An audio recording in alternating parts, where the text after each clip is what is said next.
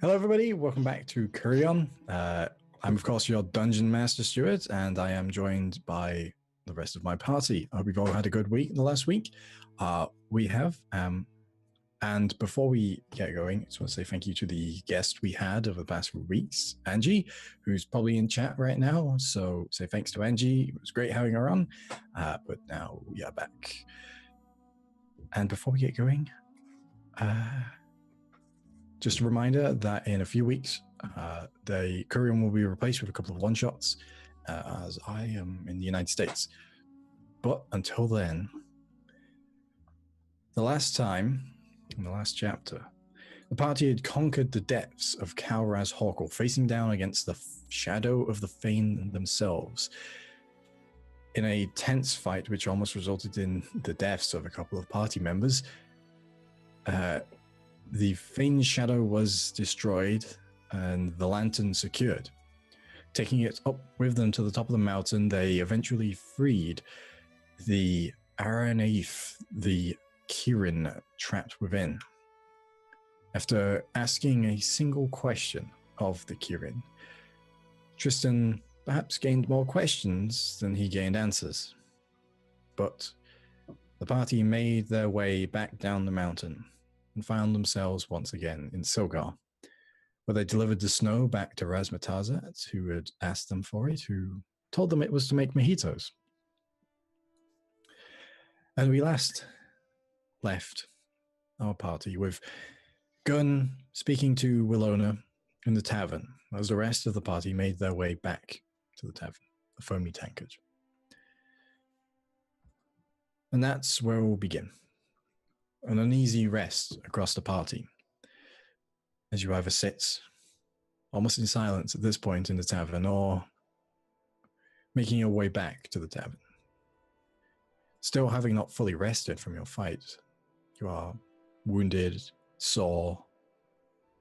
You've been up most of the day and night at this point, but you're back within the relative safety of the town halls. I think on the way back to the tavern, where we go, I'm going to try and find like somewhere in town I could buy like a big map. Just like a rough one of the land, if I could get one. In Silgar, unfortunately, there isn't any form of cartographer. Yeah. You'd have to go to a larger city to find one of those. Okay. So we are completely blind on where to go. Essentially speaking, yes.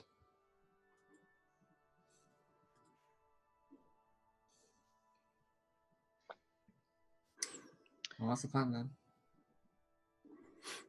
So it's not long before, at this point, you find yourselves back in the tavern, if there's nothing else you want to do before you get there. Is this a place where I would find ingredients, magic ingredients for spells? A bigger city. Give me an investigation check. That's a 2.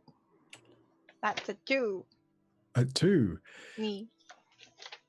Unfortunately, there's nothing immediately apparent in Silgar. It's as far as items and places of interest in Silgar, most of the ones that are plain to see are rather dull. So unfortunately, there's nothing that you can find in your current locale. This whole place looks the same. I can't tell the difference between the houses. Ah, God, I'll do it. I'll do it the next town. Back to the pub. Pub? Why not? Okay. So you make your way back to the Foamy Tankard. Meanwhile, as they are looking around for the ingredients, unsuccessfully, unfortunately, Gunn, you are sat with Willona. And eventually Willona, after a few moments of silence, Willona sort of puts her hands on the table and goes, right, I am going to take my leave. These past few days have been interesting with you all, but I think I need some time to myself for a little bit. So I'll see you around, Gun. That's a promise. I was muted. I put out my hand to do a handshake. And she grasps. But I do like the forearm. And I say, stay safe. I'll see you around. Okay. And she gets up and heads out of the inn. It's not long after that the rest of your party returns.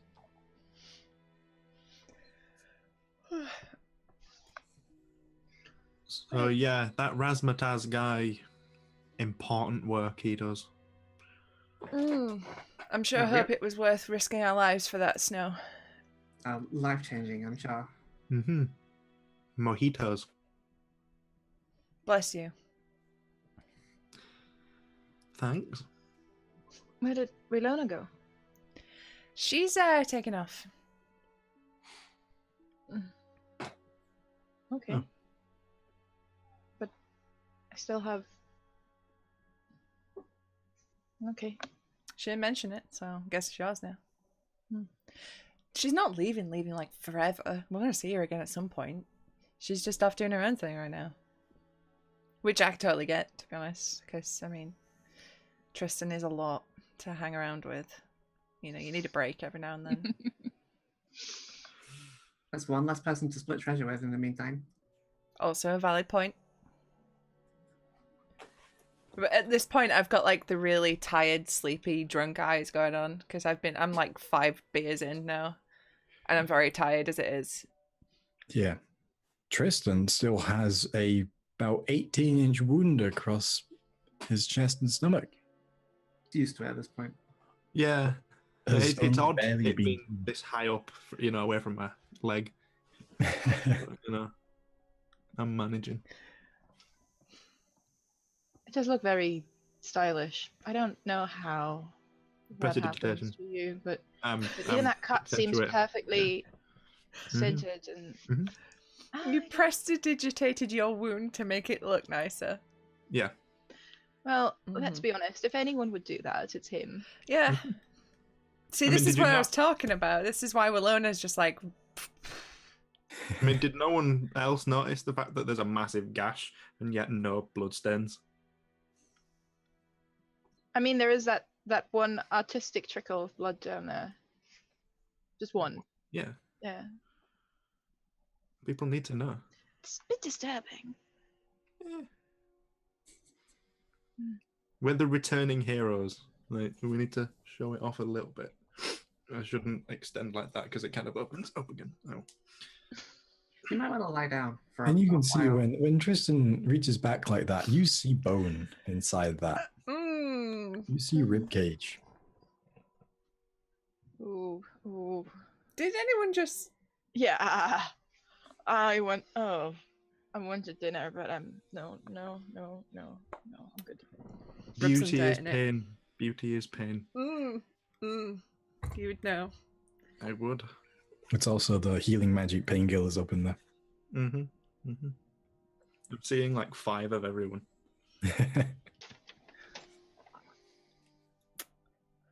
Well, this has been fun, but I need to sleep.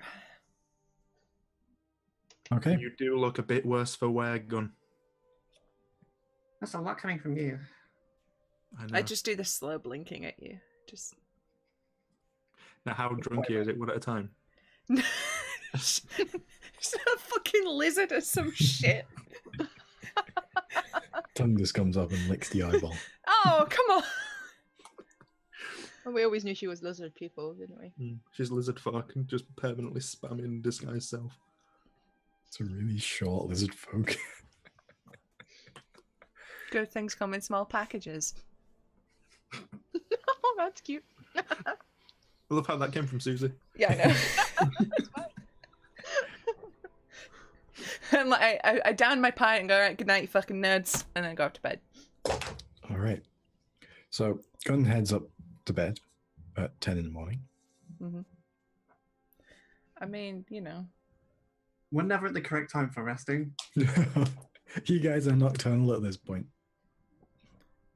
So what are the rest of you doing?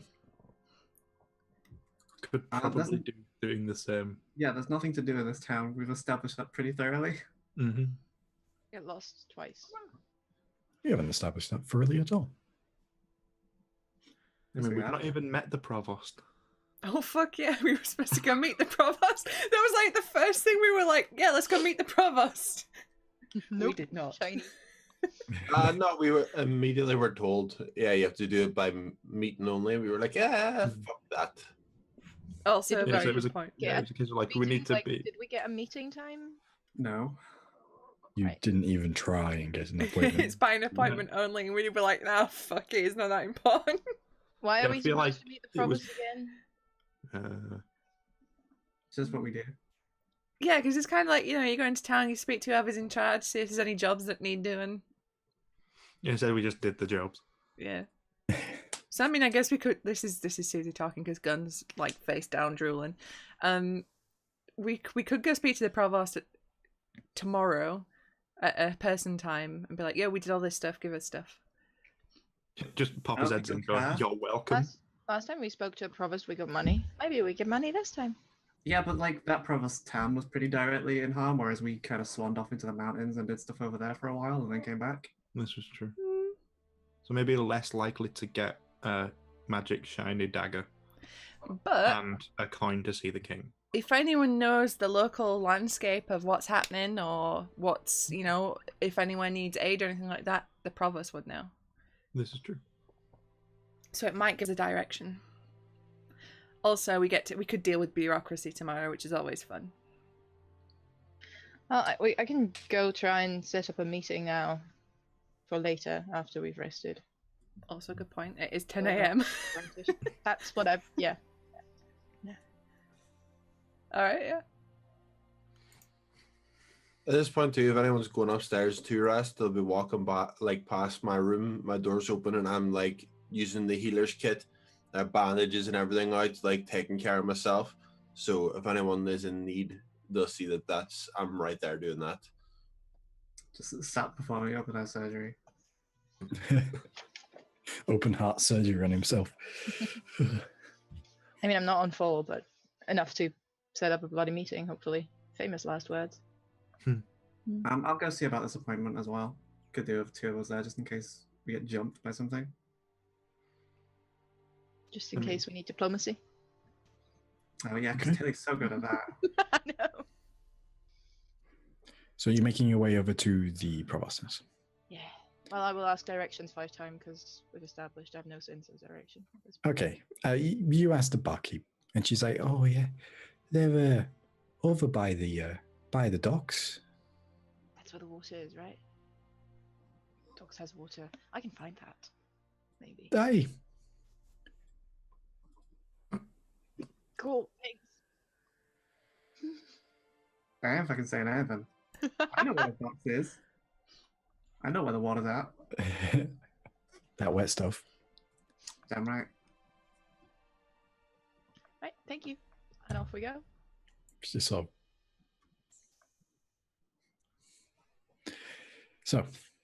you make your way out of the inn and towards the docks. And as you approach, you see that the docks are perhaps the most bustling part of the town. They are the area that has the majority of the industry of Silgar, and as such, there's a significant portion of the people in during the day, which you're currently in right now, obviously. It's, there's a general busyness around the area.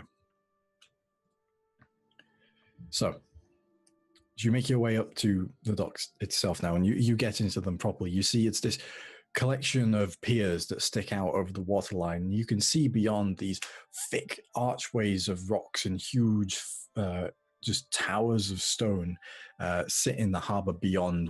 Atop one of them, you see a winding staircase that leads up to a lighthouse.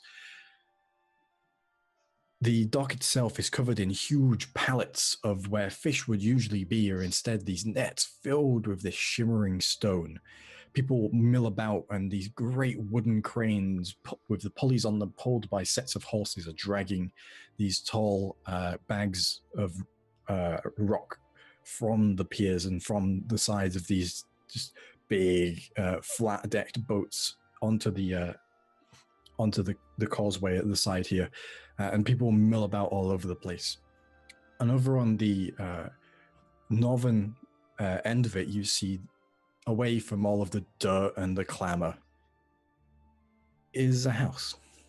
A tall manor house with 4 bastions, crenellated round towers on each corner, tall gabled roofs, and a big set of doors, and a pristinely kept garden, which you can currently see 3 people in sort of very tattered looking clothing are working in. Must be it. Well, it looks like the only place a provost would stay in here. Onwards. We walk towards the house. Okay. So, as you get closer, you get up to the front sort of little iron gate. There's a guard posted there. And as you approach, the guard sort of stiffens up upon seeing the weapons. It's like, excuse me, I'm afraid there's no weapons near the provost's house. That is understandable. We don't need them. Yes, we wanted to inquire about a meeting with the provost. You may have heard of us. We've just come back from Krypton. No, sorry, no, never heard of you at all. You've You heard of can Krypton? arrange. Yes. We've come back from there. All right, good for you. You can arrange a meeting with the provost. What time would you like? How about tonight? Is that too early? What time would you like? It's now 10 o'clock. 7, 8. Give everyone enough time to rest. I'll look at Tilly. Yeah, that sounds good. We Pulls need to out a wait little for book. Like holds his glaive in the his shoulder and just flicks through. 6:45. That's very specific, but okay. 15-minute appointments. He's busy guy, huh? Provost, lots to do in town. Must be. Shall Lovely I town you pencil have you here. in? Yes, of course. Of course, that will work. What name would you like? How should I refer to you as? Hmm. I don't have to learn that, have we? just put us down as adventurers. That'll do. Is it capital A, or are you just a band of adventurers? Capital A. No, I think it's the second one. Crosses something out. Tips to Quill again. You're written in. Be here promptly. Sure thing. Closes the ledger. Folds the lever around it again. Puts it away. Stands back up straight. Good I day guess to you. Yeah, I guess we walk off. Okay. That went pretty smoothly. Bit awkward, but no one's, I think, is in these days a successful adventure. Yeah. Nobody dying. Hey, what more can you want? Well, I mean, usually when someone important goes off appointments, that's just a byline for them getting to turn people away.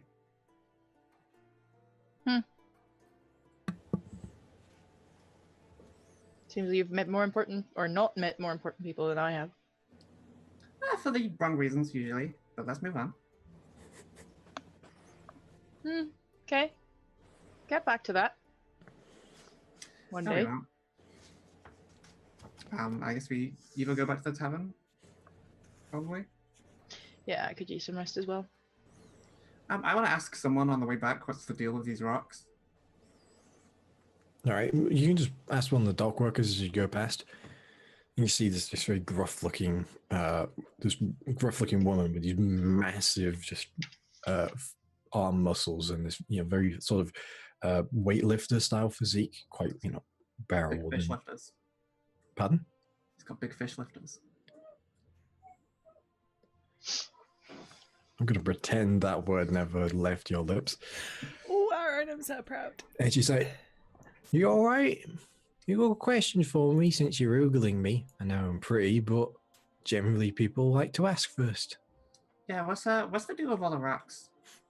It's ore, mined from the seabed. All right, thanks. I'll walk off. No prob.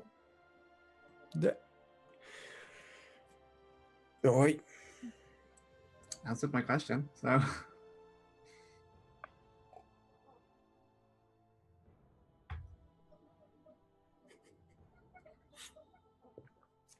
So, are you just making your way back to the inn at this point? Yeah, I think so. Okay. So you make your way back. And is everyone taking a long rest at this point? Yeah, give me those hit dice. All right. So you all bed down for a time. For some of you, completely pass out. You all get the effects of a long rest. You get half your spent hit die back. Or half your hit die, whatever it is. I don't know, I'm not a player. You get all your spells back, all your abilities.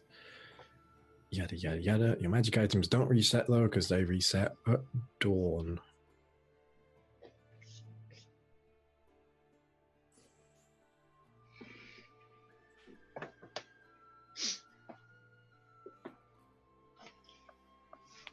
I guess after the rest, we go to the provost house at the appropriate time. Yeah. Well, a long rest would put you waking up at about 6 p.m. So it wouldn't be too long after that.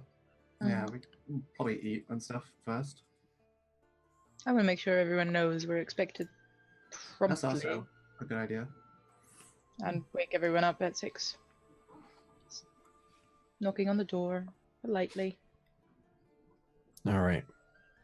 So you're all roused from your slumber. You eat and drink. Probably have a little bit of a stomach liner from Gun. Just a couple. Keep you in. Steady on. You Just muted, 'cause I'm a- Susie. God damn it, I wasn't muted to the stream. Just because I'm a dwarf doesn't mean that I'm drinking ale all the time. That's racial profiling and I object. Are you Sometimes drinking it's ale whiskey. right now? Hmm? Are you drinking ale right now? She may have a pint in her hand, but that's besides the point. So, eventually the time comes to about 6:30. And the sky outside is beginning to darken slightly, however, as it is midsummer. It's still, for the most part, light. You can just see the thin stretches of purple beginning to light up the night sky. But you all gather your things. Any particular things you're taking? Or just your usual stuff? Well, be advised that weapons are not allowed near the provost. So Oh. That's not me before. Fine by me. I'm I'm going to do that fantasy trope where the person's handing over all their weapons and they just keep pulling out weapons out of everywhere. And you're like, surely they must stop by now, but nope, here's another axe. Yeah, they're all axes just progressively getting smaller and smaller. So she gets a teeny tiny little one. There's a little Swiss Army axe, which every little thing is just a different type of axe. Like Yes. a Phillips head axe. And then It pops out and then the little blades pop out the side. Like, What do you need that one for? Tiny things. yeah, it's a dwarven fly spotter.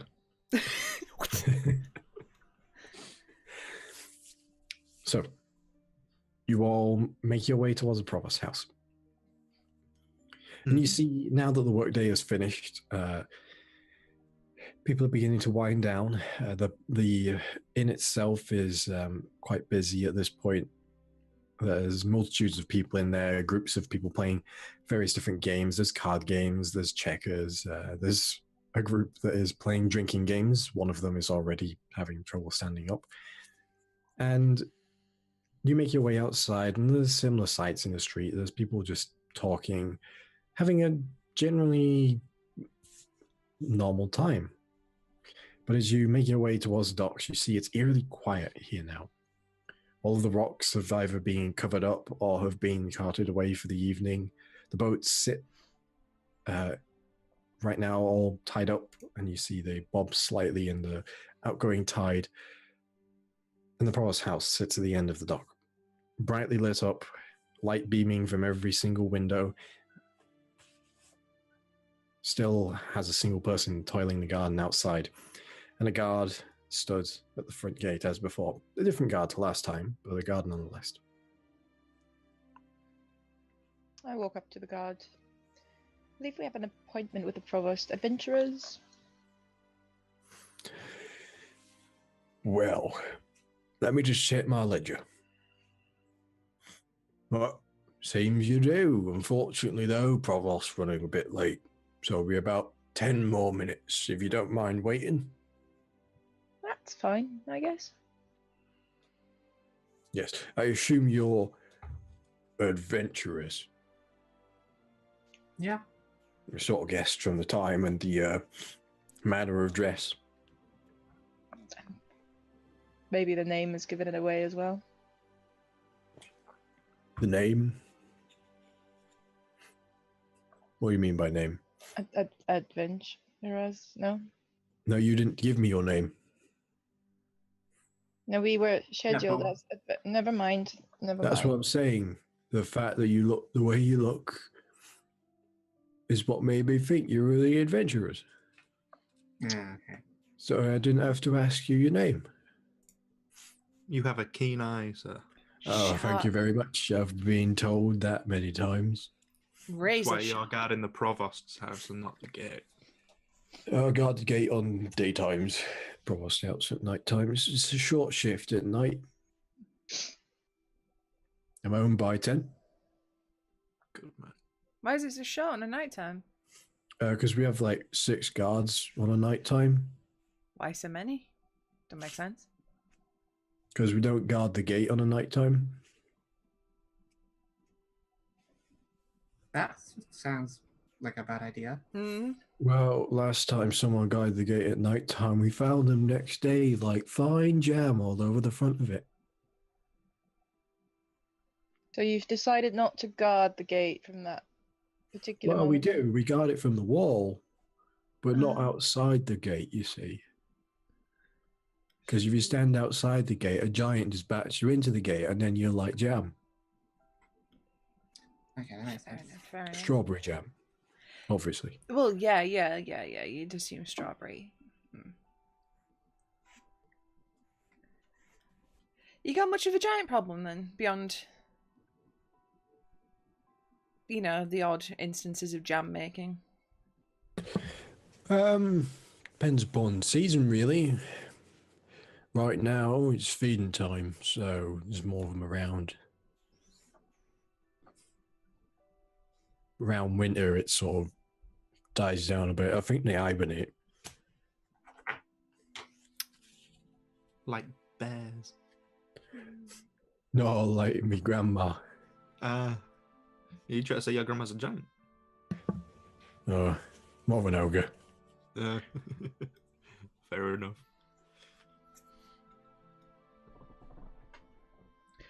Ooh. Look at my wrist. Look at my Time sundial. sure is Oof. As you say that, you see the door of the provost house open, and a guard comes out, followed by 2 people. The first one is a very tall, about 6'4", human male with very dark skin, long dreadlocks, a very lovely looking leather, like deep leather coat. And underneath you can see there's a shirt which the sleeves have been folded up over the top of the leather clothes, sort of pirate style, and you see it's embroidered with gold. There's the sort of swashbuckler shirt, very open. Underneath, there's a long blade at one side, and you can see on the belt there's an array of daggers. Damari, you know this is the traditional dress of a duke. Oh. I And- step behind everyone, just slightly slinking into the shadows.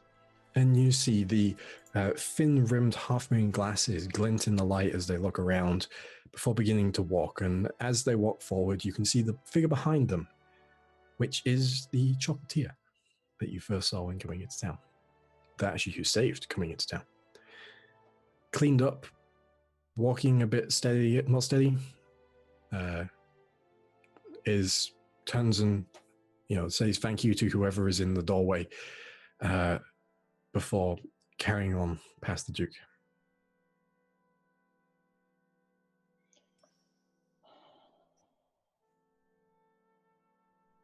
As they make their way towards you, the guard opens the gate and goes, evening, sir.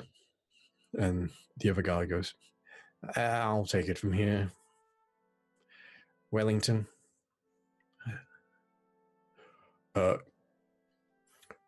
Right, David? Yep. I'll see you in the morning. Yeah, yes, you will. Good night, David. Good night, Wellington. I mean, I am David. We see David now sort of nods you up, but pleasure speaking to you all. And picks up a lunchbox, sort of the metal lunchbox. Makes his way back down the street. And you hear the chocolatier go, do I know you? I feel like I know you. We actually helped you get through the gate to town. That's right. Sorry, my brain's still a little fuzzy. You're Yeah, beaten it's by a fine. giant. It does that to you. Yeah. How are you feeling, by the way? Quite well, actually. I've been well looked after. Do you remember much about yourself anymore?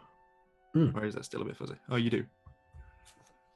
The actual events of the day are a bit hit and miss, but apart from that, they're all right. So the past has come back, just the actual day it's gone. Yes, pretty much, yes. Probably the nicest way that could have worked out. I think so, Honestly, yes. yeah. Yes. The flashes I do remember involve an awful lot of, well, let's just say it wasn't raspberry fondant. Let's You are going hard with the food stuff today. One doesn't he? this is true. I'm sorry, I don't know what you're talking about. I'm a chocolatier. Foodstuffs are my jam. I reach for an axe that isn't there. Ugh, you're lucky.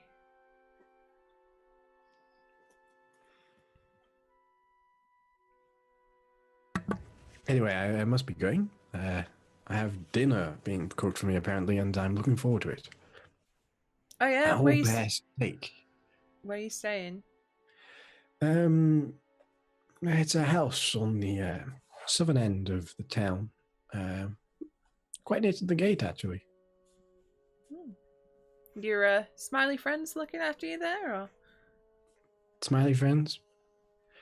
You see the other figures. Oh, I would not worry about them.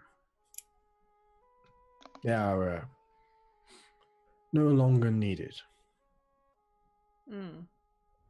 Inside check. That sounds shady as fuck. All right. Oh, So cool. that's- Why am I doing this? I have a -2. That's 9. They seem to be telling the truth. He seems truthful about it all. To you, at least. There's, nothing there that would seem otherwise untoward. The very confident exterior. They stand very tall, shoulders back, Ah, alright. I'm sorry, I don't know who you are. Oh, I am this fair chocolatier's employer.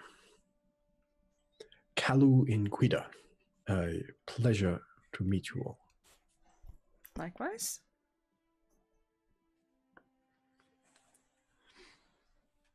I must say, Kalu, I really appreciate your style. Thank you. It's company attire Mm. with a few personal accoutrements, of course. Well, it's nice to see a bit more colour in this town. Indeed. Anyway, I must be going. Dinner is on.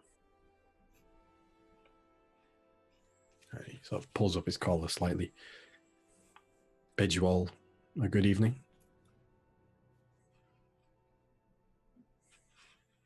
Is it noticeable to us that like Namari is weirded out by this guy? I know, is it? I don't know. Is it, lady? I don't know. I would have tried not to be noticeable at all. That's the whole point. Whether you notice that I'm not noticeable. All right, then. Make a deception check. I mean, I'm not trying to deceive them. Just But you're trying to be deceitful. 20, not natural. Okay. All right. You actively looking for this, Billy? Are you Probably like, not now. I don't just watch people and see, hey, are they doing anything suspicious right now? yeah? So none of you really. I mean, 20 is my passive. Would I or not? All right, you would. Okay. If you would notice Namari being a little sheepish. There's a I'll certain. play along for now. There's trying to not to be seen, and also a certain anger. Uh, I'll play can along. I check do an insight check into the chocolatier's mannerisms to see whether I feel like he's being bustled along and like he's saying what he's supposed to say, because I would have seen that with back in the day, or is he like happy to be? Sure, make an insight check for me. Alright. I'm baller at these. 20, not natural. Okay. The chocolatier seems sincere. Seems like they're actually looking forward to their dinner. They seem like they've had a nice whatever it is what they were just doing. They seem quite happy, like genuinely so. Okay. And you see the new guard, David's like, you have an appointment, yes? We do. Please step inside. You don't want to keep the provost waiting. Oh, we wouldn't want to keep anyone waiting now, would we? No, it's quite rude. It really is. Please Being get late for an inside. appointment. Yeah. I go in. We just open the gate. Yeah. Bunch of charmers here. Hmm. But we Arlington was mustn't be nice. late for an appointment, Gun. What time are we supposed to be here for, by the way? 6:45. 6:45. I mean, if the provost was late first, surely that means we're not rude for being a little bit late. I mean, I just assumed it was a power play, but you know. Yeah, let's toddle on inside. Okay. So, as you make your way inside, the interior is incredibly well lit by multiple gas lanterns in here. There is this aura of feigned grandioseness to the interior here. Everything is rather gaudy. Stuff that is needlessly gold when it shouldn't be. Everything is quite shiny. There's arrangements of vases and other pottery that is it seems to be only there to show how many of them there are and such. There's needlessly complicated and over sculpted and woodworked, drawers and cabinets. The walls are painted sort of gaudy terracotta colors, the sorts you would find in the Magaluf region of Spain. And as you step inside, there is a very traditional, to say, looking butler with the hair combed over the side, the thin mustache, wearing the maitre d's uniform. The sort of very distinct frown lines on their forehead, and they're holding up a silver platter on which is a bottle of what looks to be champagne, with a number of champagne flutes. Good evening to all. My name is Basil, and I'll be your butler for the evening. Good evening, Basil. The provost will be with you shortly. He apologizes for the lateness, but he had an important client to speak to. Would you care for a drink while you wait? Ooh, don't mind if I do. Yeah. You see, pours like a thimble full of champagne into the champagne flutes and hands them out to you individually. I just passed mine over to Gun. Thanks, Tilly. Yeah. Now imagine Gun, big meaty dwarf hands trying to like very Now, do you delicately take them both together, or do you put all in one glass? put them all in one. Okay. I take mine, but I don't drink it. Pound champagne. I was curious. Okay.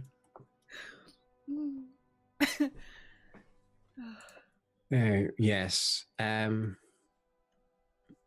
I said, the provost will be with you shortly. In fact, I shall go fetch him now. You see, Thank you. on his heel, you hear the little click as the heel hits the ground as he does 180 degrees, and he steps off briskly through one of the very thick hardwood doors. And you're sort of left alone in this atrium area. Why does everyone here sound like they're smelling shit constantly? I don't know, but this house looks awful. Because they're constantly speaking it. Oh god, this is giving me a migraine, this place. Mm. Okay, let's play a game. Let's point to something in this room that isn't unnecessary. I put my hands like on my lap, just downwards.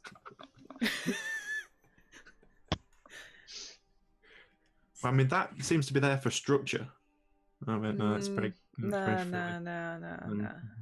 Well, this is a really bad game. That's not a load-bearing vase. I've No, seen load-bearing it's not. vases in my time. That's not one. The famous dwarven load-bearing houses. You see, the thing is, that sounds like it could be a thing. You never fucking know. There's a load-bearing version of everything in dwarven culture. A load-bearing load. There is. The employed as a load-bearing dwarf. I saw that fucking face. So a moment passes and Basil returns. The provost will see you now. Please come through to the smoking room. As we walk past, I kind of sidle up to whoever's next to me. Did he say smoking or smirking? Because honestly, either is plausible. Let's hope it's the first. And as you step through the doorway that the butler had just come out of, you see the interior is on the outside lined with bookcases, and a quick glance of the books reveals more than one trashy romance novel rebound in fancy leather boundings to make them look better. And you look around those, but then the ceiling catches your eye. And you can see, painted on the ceiling, is a mural.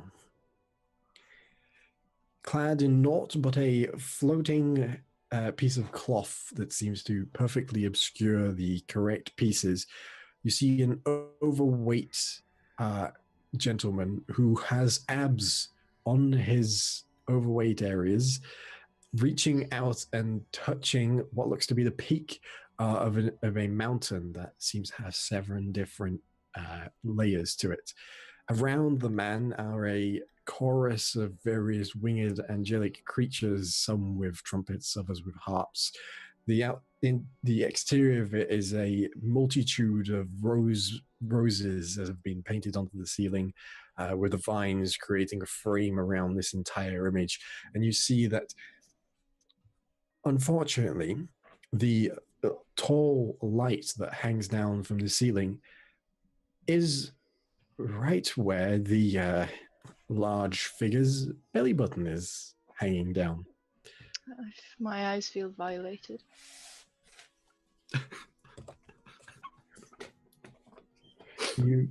As you manage to tear your gaze away from that for a moment, you see, sat in a wing-backed, almost bright red leather chair with a table to one side, which is filled with numerous empty crystal whiskey tumblers and a tall decanter of a sort of burgundy-esque colored liquid. And on the other side is another table, which is larger than the other one, filled with 3 separate silver platters of what looks to be different canapes, and on one of them is a whole roast of like a whole side of what looks to be pork, sort of glazed ham on the top, and there's just a knife sticking out of it, and you see pieces of being cut off and is laid around. And the figure sat in the chair appears to be the same figure as on the ceiling, barely contained by a silken velvet purple dressing gown. You see this greasy-looking individual that the chins are innumerable on his neck. His hair is this dirty blonde and graying, and his balding is slicked over to one side, like one singular block of hair. The remnants of bits of beard that have not managed to be shaved off due to the unfortunate just puffing up of the facial area sort of cling to different parts of the chin. And these thick, round spectacles that are littered with various different semi-precious gemstones around the brims of it. Just look out with these beady eyes underneath. Oh, hello there. I am the Provost. Orson Dufal at your service. What can I do for you? Well, firstly, Provost Orson, good day, good evening, and good gracious, that's majestic. Oh, thank you. It's not often you meet someone with such an intricate interest in art. Well, I like all things beautiful. Flattery will get you nowhere. That's not how I heard it. What business have you got here then? Well, we were just, we came from Halfgate, and I don't suppose you've heard any recent goings-on from Halfgate. We happen to have... No. Well, we made somewhat of a name for ourselves down there, and on finishing our business there, we headed further down. We headed here, and we came across some rumours and some tales of a place called Crypt Home. So we thought we'd venture in. And, well, we did. And now we're back. And we thought we'd have to pay a visit to, well, the head of the town, just to pay our respects. That's fantastic. I can use that for marketing. Local adventurers clear out forgotten tomb. New tourist attraction. Bring in the money. Well, you see, that might not be the best option. We only made it out by the skin of our teeth. It's still an extremely dangerous place. Yeah, there's nothing money can't solve.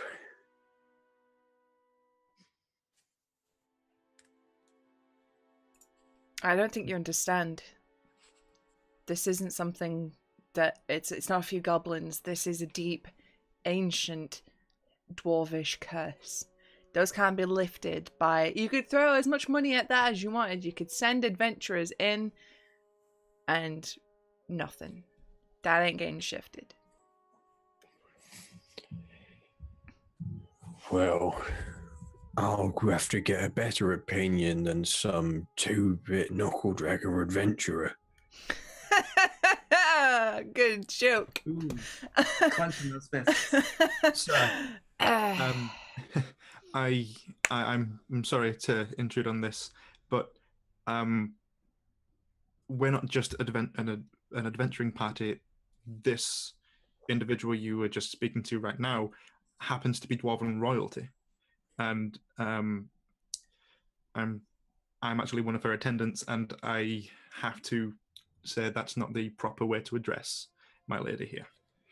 You see, the expression visibly changes from sort of disgust to intrigue. You see, almost as if gold coins light up in his eyes. You see, sir, we travel in this guise so that, well, you know yourself, if you were to travel on the open road, certain targets are painted on well-to-do folks' backs. Don't think this guy can travel. Make a persuasion and deception check. This is you're deceiving him. Does he get advantage because I'm all like posture and adjust the diadem? I'm presenting myself in a royal fashion. I know what Thanes do. Okay, so which one did we go for? Deception? Deception, yes. Yeah, that's going to be a 26.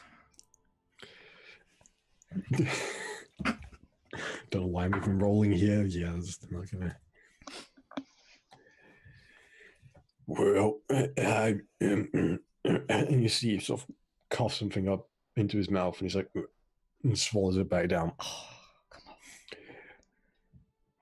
Oh yeah, I didn't know that I was in the presence of Roy. Sort of tries to bow in his chair, sort of flusters slightly. I see this could be a business opportunity, rehabilitation of the Dwarven Keep. In exchange, you'll spread the good word about Silgar. Rehabilitation.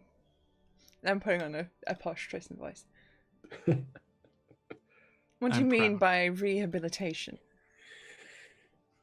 My men will make sure that the Dwarven hold is amply cleared and made up to Dwarven standards. And you are to agree that it would be for Dwarven people after rehabilitation.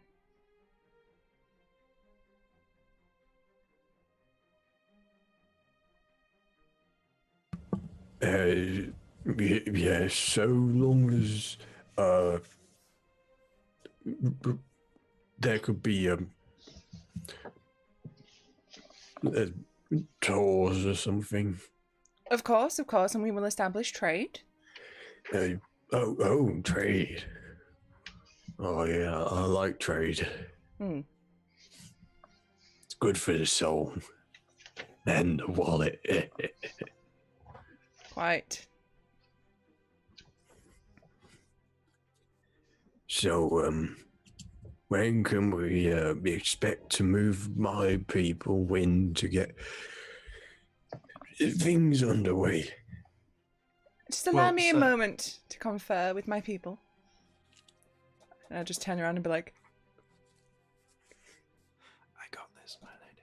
In Dwarvish, just in case he's over. Yeah, in Dwarvish, I'm like, what the fuck am I even talking about? Fuck. Damn, he might not Dwarvish. Keep it. No, I'm doing it like a quiet. Okay. Alright, you And got I'm this. nodding a lot as though she's like telling me what I'm doing. And I'm like, I'm just saying nonsense in Dwarvish at some points. I bow back away a couple of steps and then turn back to the provost. Sir, we did earlier address the fact that there is a curse currently upon this dwarven hold. it will be something that my lady's people will have to come to deal with themselves. It's of dwarven nature, and they are most suited to be able to deal with this. We came to do a preliminary examination of the area. My lady, she's quite an active member of her clan, so she wished to do it personally. Oh, right. In that case, then, if I were to give a advance payment for licensing purposes, could I use your name in branding? Branding? Town branding, you know. I'm sorry, you'll have to be a bit more specific. You see, we can't just give this name freely. We can't just say, here, put my name, put her name onto something as though it was, just anything. You can't just say, here's a crate of fish stamped across. That's not what we need to know what it is you'll actually be using the name for. What if we give it to the name of the ore? The ore that you're mining from the sea.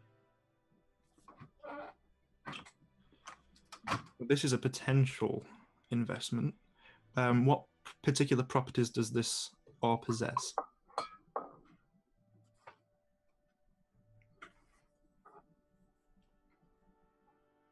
It's durable, easier to work, shinier. It's more expensive.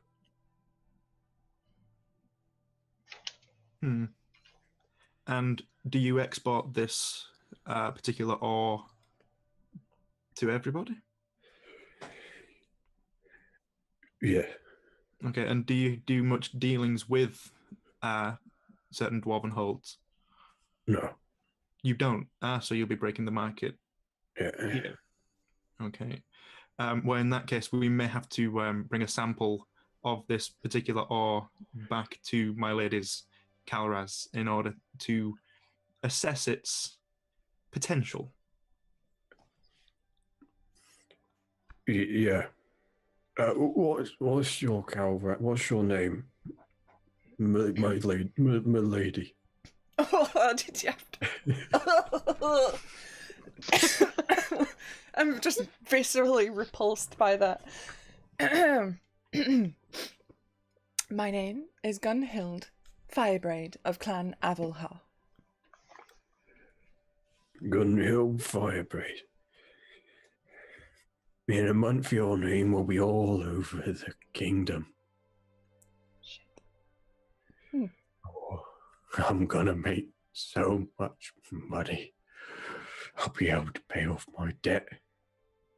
I'm sorry, you're currently in debt. We may need to know more of this debt before we can. No, I'm not. I'm not in debt. I don't believe you, sir.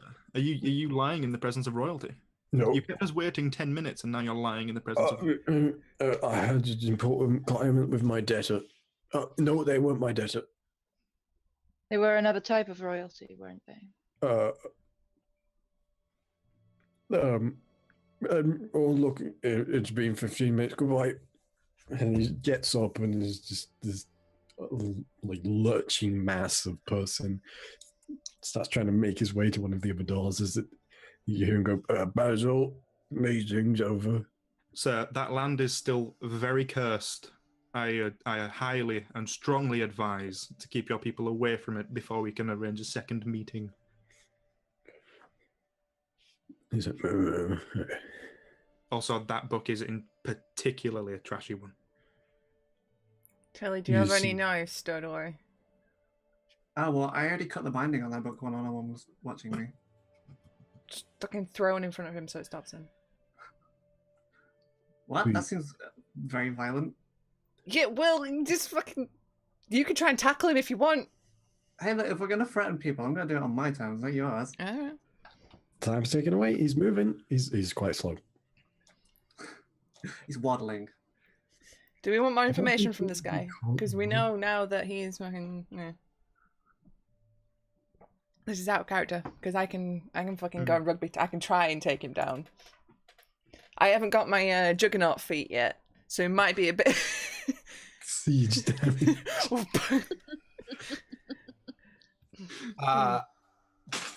If Gunn is like looking around, like to see if anyone's doing anything, Mm-hmm. I'll move as quick as I can in front of the door he's aiming to go out of, and stand at full height in front of him, blocking his path.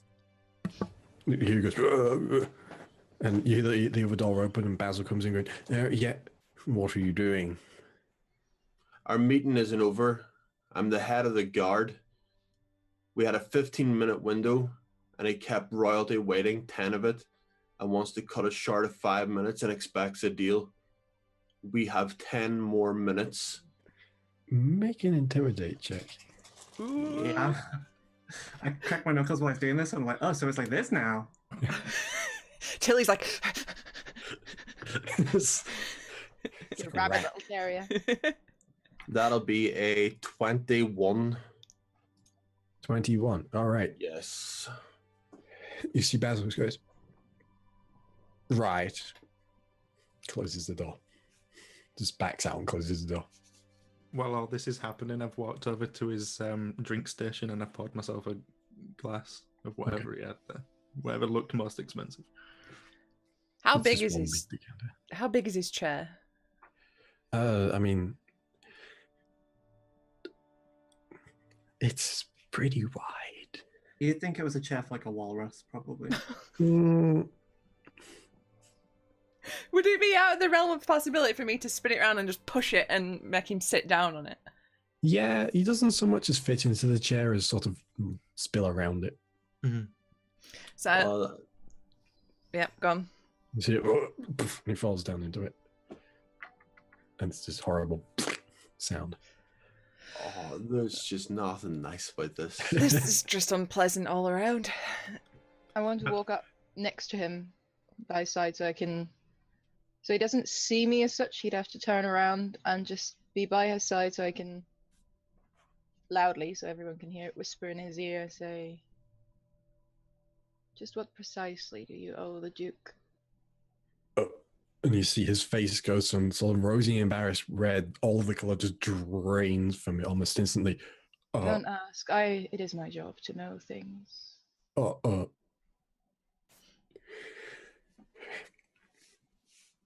117,000 gold. Huh.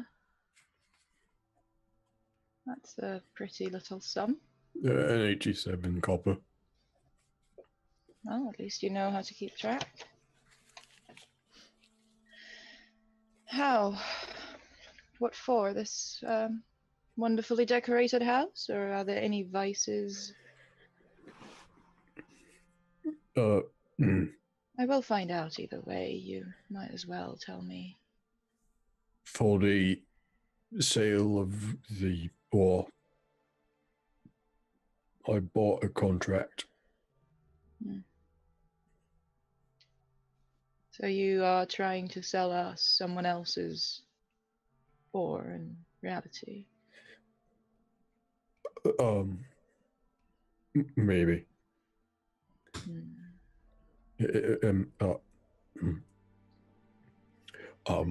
You're overextending yourself a little. Yes, you are. I bow to Gun. My lady, I would advise to rethink this business adventure. I walk around to the front of him. Do you know how much of an insult selling someone else's ore under another person's name is in my culture?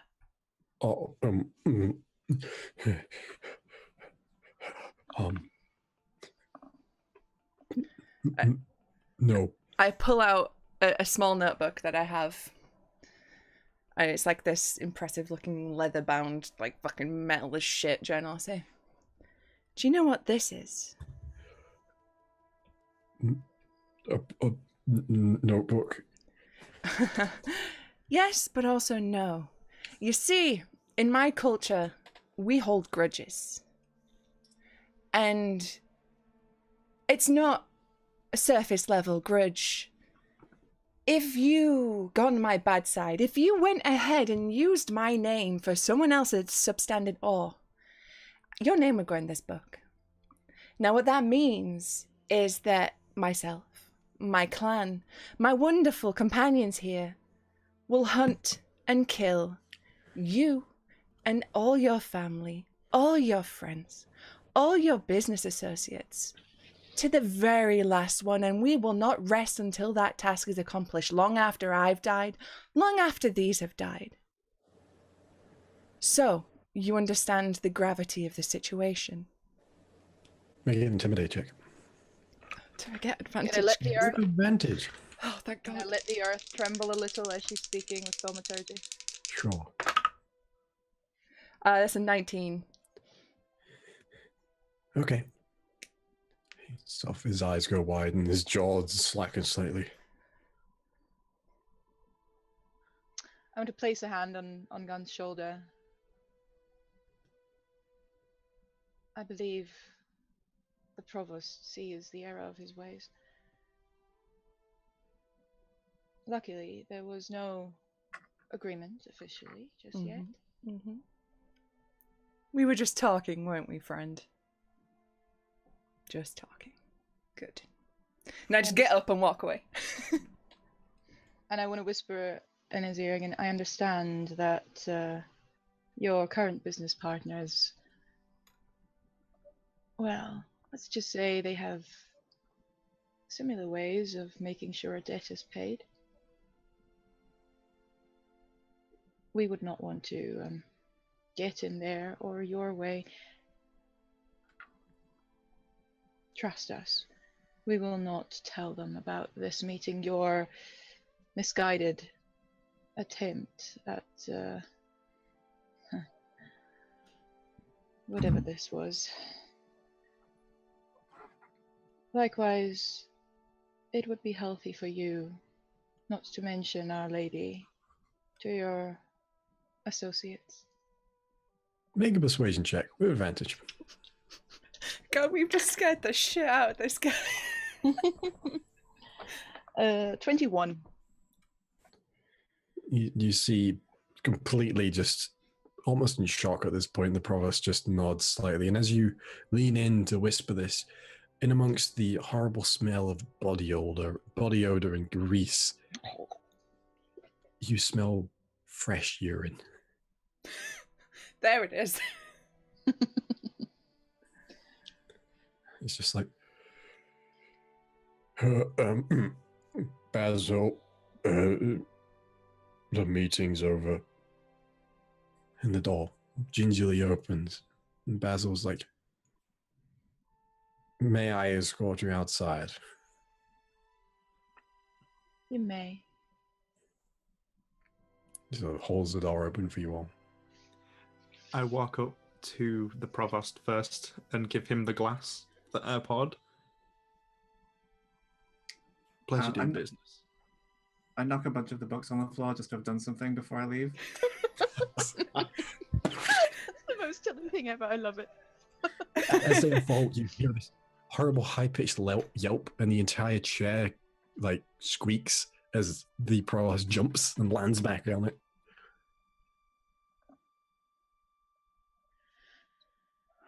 As you make your way outside, Basil closes the door behind you. Basil is staying on the inside of the door. Then you see that David is there. I trust you had a pleasant business meeting. I will escort you to the front gate now. It was most illuminating. And David escorts you to the front gate, closes it behind you, gives a nod, and you are once again left in the now slightly more dark exterior. I wait until we get around a corner where I go, what the fuck was that? What just happened? As soon as I'm out of ear and eyesight of any, just around the corner, a far away wall. I just want to lean against the wall and slide down.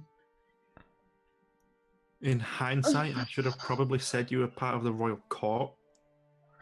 I think I overshot on that one. Sorry, it's the natural storyteller in me. It sounded better in my head. Yeah. I mean, we And you had the diadem as well, so like that made a bit of sense to me personally. yeah. I'll underplay it next time.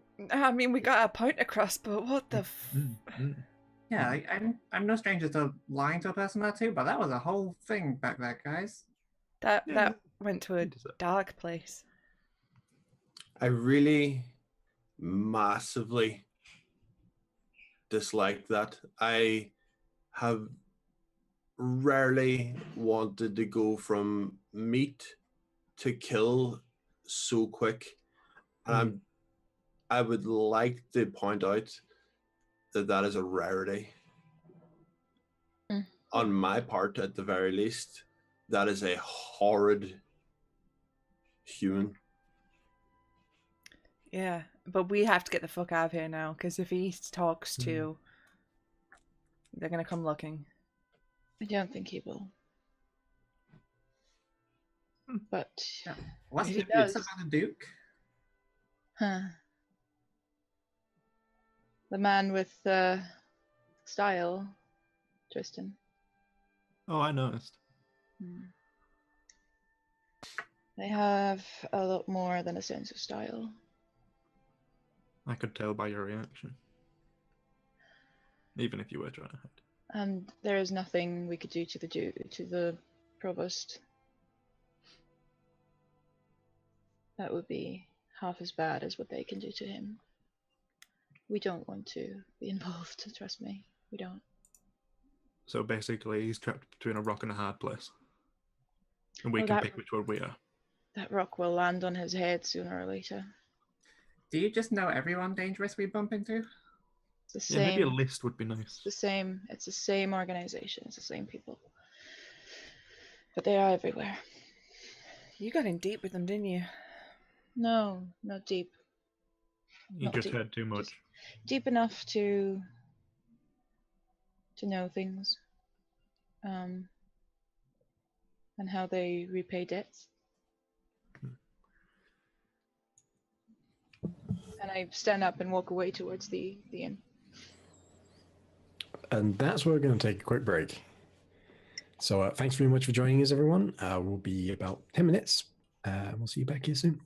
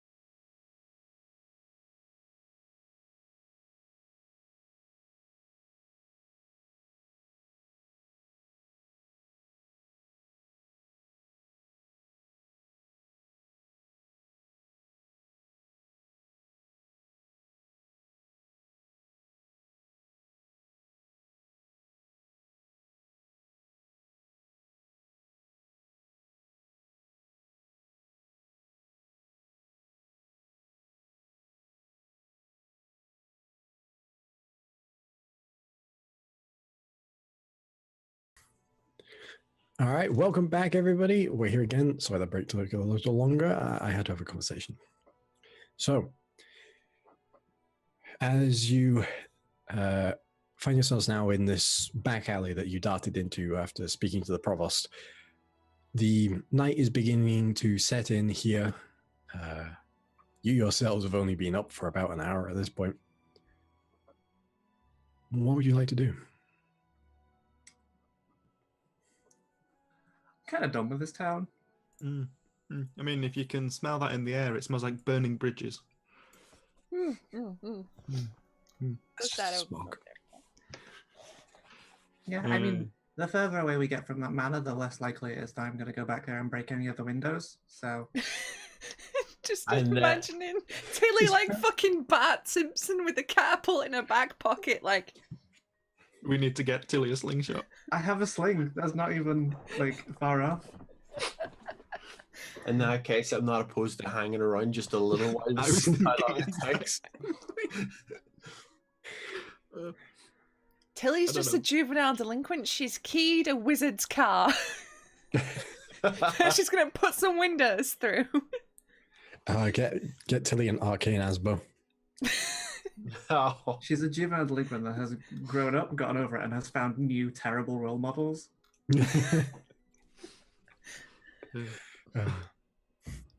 No, but for Yeah. real, what are we doing? Buggering off soon would be a good idea, but I don't know. I've got kind of half a mind to just quickly nip back off to Crypt Home, do something with the entrance to make it look more cursed if people manage to get further in, just to do a whole like scare them off. We also need to figure out like if we do go somewhere, where, like, because obviously I tried to find a map, we don't have one, That's true. and this was like the end of the road, right? Yeah, we know we're pretty much at the end of the road. I mean, go the other way. Glenmarch roadway continues on after this, but you know there's no settlement beyond. And we know that the other way is the capital. No, the other way is the first city you'll hit is Down Elm, which is not the capital. It's the Western Trade City. Okay. The capital is Halhran is way over on the eastern coast. And what is the whole situation with this blacksmith who like destroyed the shop? That's a good question. She packed up and went to Halhran, I believe. Okay. We should probably head that way then, if they're expecting to see us. We gotta get some shit first, though, before we meet her. Remind me of what that was? 6 bars of adamantite, 2 bars of mithril, 1 fuck-off big diamond, and some storm giant blood. Oh, I don't have any of that. I mean, we may have diamond, depending on how big. Is it We worth have 1,000 gold? We have 2, like, diamonds. I don't know how much they're worth without checking. Yeah, we Could can I do that. sort of eyeball it? Just make a general intelligence check. Why was appraise removed as a skill? I just add it back in. I mean, like, that'd be a smart thing to do, really. Yeah. General intelligence. Yeah. 13. 13. Yeah. Add your proficiency. Wait, jack of all trades? Oh, no, I didn't. A 14. 14. Yeah. Just add your full proficiency, whatever. You proficient in this, you're a bard. You know Okay. money. So, 16. Okay. Why did that take so long? No, we have +3 proficiency, so if you had 14, it's 17. No, it was 14 with Jack of all trades. Oh, right, sorry, my bad. Okay. Each of these diamonds is, despite the size, they're not perfect diamonds. Right. They're worth about 100 gold each. Okay. I retract my statement, Gun. These are not worth that much. Damn They're it. worth a lot, just not quite that much. Off by like 900 gold. Oh, I guess not quite then. Yeah, close. No, Yeah. no, Hey, 100 gold's a lot. To some. Yeah, I to mean- you like a week ago. They might be 1,000 gold diamonds to someone else. I Depends like on how your good you are at thinking. convincing them. So, do we want to start making our way towards the capital? Because it's so far away. It's gonna be forever until we get there. Well, I imagine That's the best way to go to the capital is to go to a bigger city that might connect, or at least have Uh, maps. do you think any of you will have been to the capital? No way. I might have briefly stopped there and been like, "Oh, there's actually a lot of guards in this place. I'm gonna leave." Depends on how far away it is. Maybe it's a bit out of the way from sort of the area you'd have been in because of where your home originally enough. was. And that. So Either way, if we're gonna go to the capital, we should definitely stop at places along the way rather than just like beelining through the wilds. Mm. Oh yeah. I mean, let's go to Downelm. It's on the way. It's a bigger settlement than here. There's probably stuff for us to do there. Big town, big problems, big dollar. Sounds about right. okay. Was that face for Lydia? Hmm. I'm not there. Damn it. This is why we make decisions. Yeah, it is without her.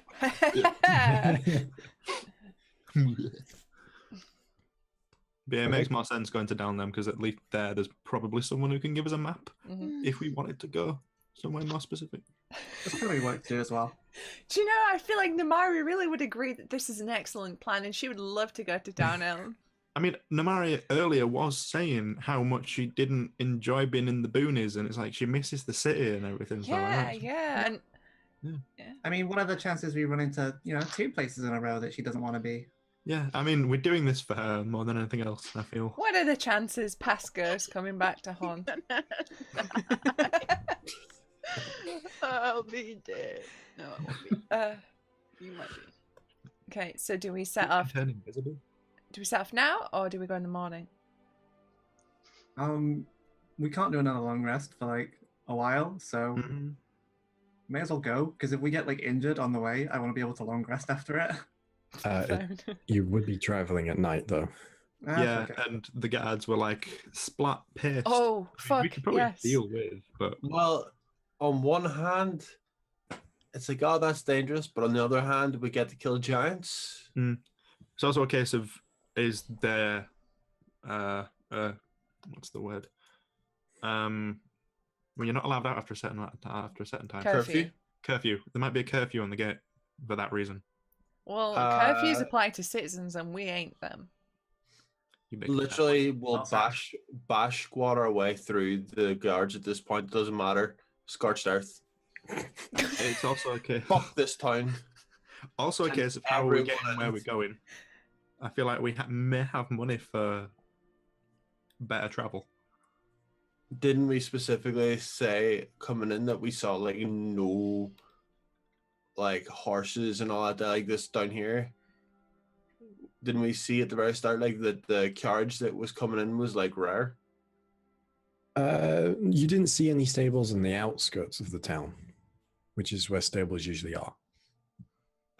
We can at least do some asking before we set off. Mhm. I mean, we've already done the journey on foot, so At this time of night, though, it's like either break clean now and we go by foot and we just leave this shithole behind, or we wait around until people are up and still selling, and then at that point we're staying here another night. Oh, Yeah. and this is a bit morally dubious, so forgive me, Morden. But let's go. If there's a stable now, go. There'll be a young, impressionable stable hand because the experienced ones aren't going to be having the night shift. Hey, do you want a gold? Nice. We have some really cheap horses. I mean, the way I see it, if we wait around for like daylight, we ain't gonna be traveling along before we're like tired. Mm-hmm. So we should probably just go while we've got energy and like wakefulness. Besides, you're not scared of the dark, are you? No.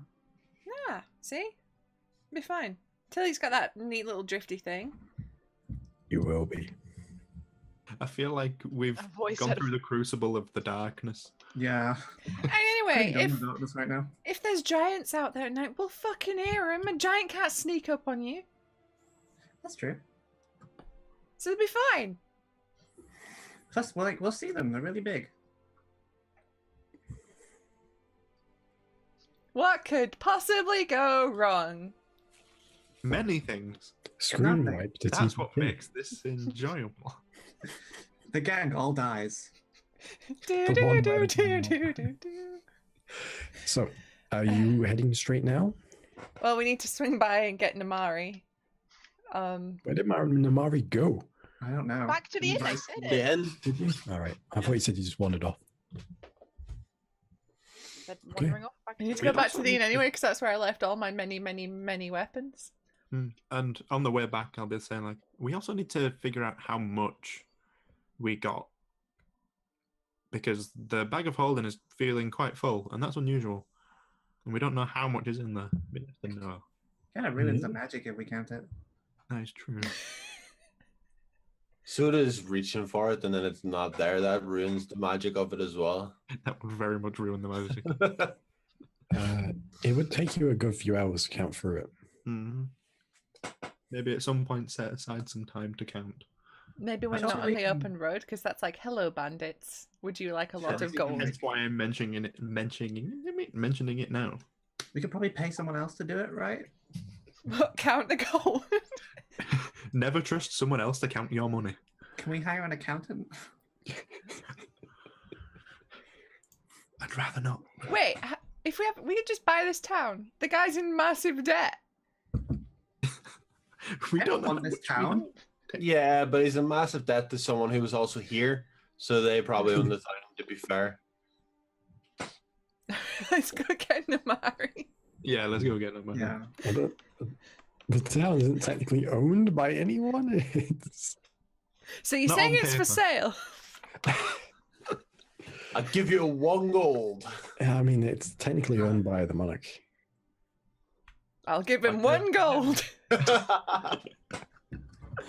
Well, we've got a coin to see him, so you can put a price in then. Up the ante. That's what we'll use our coin for. We're looking to buy Sulgar. I mean, I don't want this town at 2-for-1 prices, so Oh. Let's say you buy one, you get one free. Boggle. They couldn't give this to me. So, we get Namari and leave. yeah. I imagine we're on our way at this point, not just standing on the street corner. Just Are you wanting to try and find any form of stables or anything before? Well, if we're heading back to the inn to find Namari, I'll ask while we're in there. Okay. All right. So you head back to the inn. Namari, where are you in the inn? Drinking. Okay. Hard liquor. Downstairs. On my third. Good to know. So you guys make your way back to the inn. It's not that far. And when you get in, you see it's, as before, bustling in here. Quite a few of them have sort of spilled out onto the outside, the warm summer's air. You know, some of them are sat on stoops outside and such, drinking merrily. A few people are singing some songs and such, very out of tune. There's only about 6 words strung together in one long slur sort of thing. But as you go inside, sat in one of the tables is Namari, who has a tumbler in front of her, and she's downing drinks. What's your URL? I'm sorry. I'm really sorry. That was bad. Know what that means. Tumblr. Tumblr, what's your URL? Oh. All right. Anyway, Wow. Sorry, I'm still recovering from that one. it's all right. You're a couple of Wow. drinks in. You can recover on the road. Where are we going? Somewhere. Down the road. up the road. Up. Yeah, other way. Back where we came. Hither, Ish. dither. Yon. Going from point A. Danyon. Do you have something specific Most in of- mind? Or Most just- importantly, we're leaving Silgard. Tonight. Yeah, just away. Yeah, that sounds good. Get some of that fresh night air.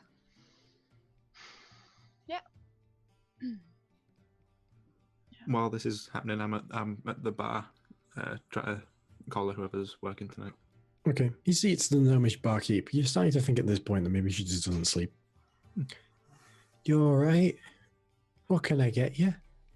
Oh, I'm fine, thank you very much. We'll actually be leaving town very soon. Oh, will you? All right yeah. then. I was just wondering, we never saw any on the way in, but are there any stables where we could potentially grab a couple of yeah. horses, easy for travel? Yeah. The Thorny Shoe stables are out the back, near Razmatazat's tower. Ooh, fun.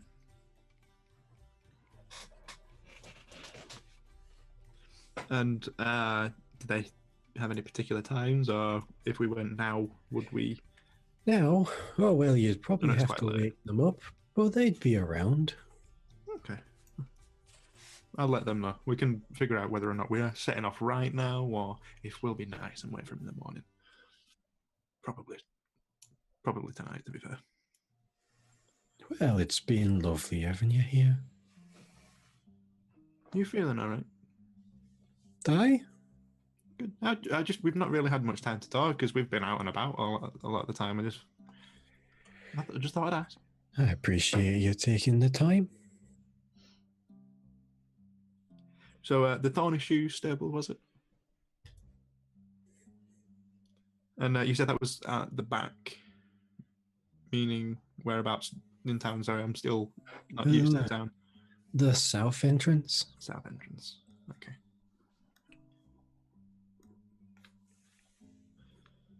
Thank you for your time. I'll go back over to them. Actually, I'll have a round for those guys first before we leave, just to. What do you want? Ooh, I'll point over to Namari. What's she having?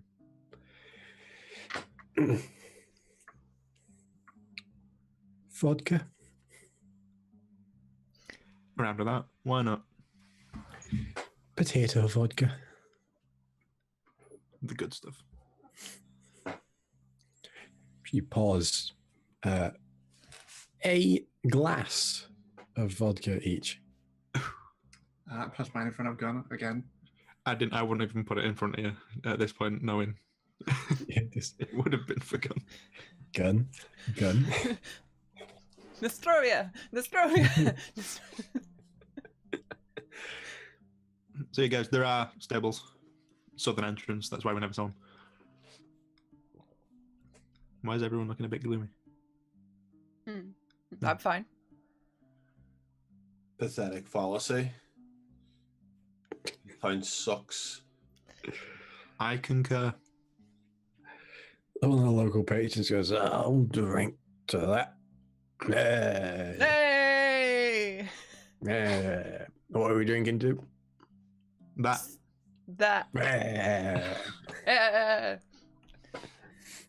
So are we like buying horses or the other thing? Well, Well, we can. yeah, we'll figure that out when we get there. Yeah. Maybe. All right. We may have to wake them up, basically. That's fine. Yeah. Everyone get your shit. Let's go. Already got it. Already got it. Cool. All right. I have to go up and get like all our weapons and stuff Yeah. because we didn't have them. Bag of holding. Because I don't think they actually disarmed us at any point. Yeah, I think we took our weapons off before we went. Yeah. Tilly didn't. I was working under the impression that you'd taken them off, or at least all visible ones. I just put it in the bag of holding. Yeah, daggers are easily sort of a longbow and a crossbow. Probably not. What, 2 weapons right there? True. One of which being very true. Okay, Alpha enough. and Omega. When we're leaving, and you said it's right near the Tower of Razmataz, I want to go sort of. Ooh, hold on. You get the horses. I'll be right there. and want to pay a visit to the wizard. Uh-oh. Okay. Do you want anyone with you, or you want to do this by yourself? Oh, I found this spell I want to try, but I need some stuff for it. It's nothing special, but it's up to you. Okay. Just, yeah. Okay. So you gather up all of your things, affix all of your weapons back to your person, pick up all of your traveling gear, your backpacks and such, and begin to make your way to the southern entrance to Sogar. The guards let you out under the pretense of you going to the stables, and it's not that far beyond. You see the stables themselves, and you see now that Razmataz's tower lies in the shadow of the gate. It's on the outside, but it's just like literally right next to the gate. But just down the road a bit, you see there's a couple of horses that you can see in the sort of moonlight at this point, grazing, and some paddocks. Because it's not that late. I assume there's a house attached to this. There is, yes. There's sort of the stables, and then there's a small farmhouse, and then there's the grazing paddocks to the side. Razmataz's tower, strangely, has a thundercloud over it. A very, very localized thundercloud, and you can hear it. And the rain's coming down on the tower, and just the tower. That's fine. I'll get a bit of rain. Never hurts anyone. Oh wait, might be. Oh god. Oh god. I'll hold my hand out to see if it actually would hurt me, because it's Razmataz we're talking about here. Razmataz, not Razmataz. I mean, no, you can only harm- What's his name? I actually. Razmataz. That guy then. I mean, it's probably like raining GM or something. It is raining. It's just rain. Well, I walk up and knock on the door. And you hear a clattering and a banging and as the door opens, what is it? How's the mojito business going? And you see he's drenched. His just hair sopping wet in front of his face and pulling it out of the way. Mojito. I down it. It's full of ice. It's mojito. Oh yeah. I drink it. Is there a straw?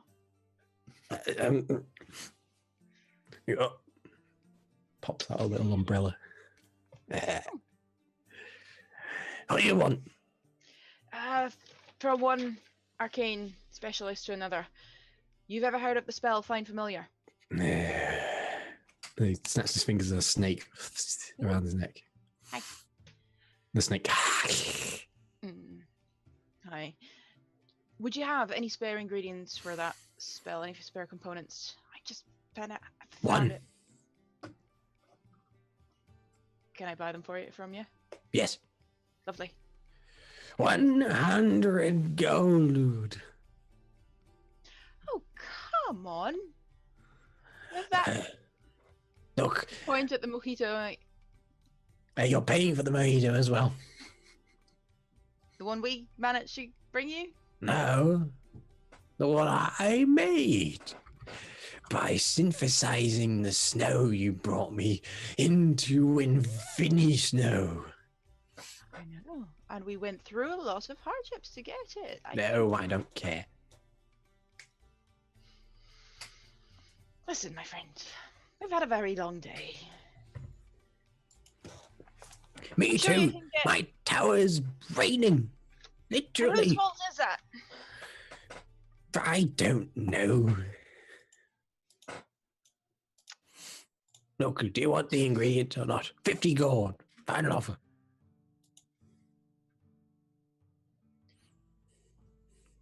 20.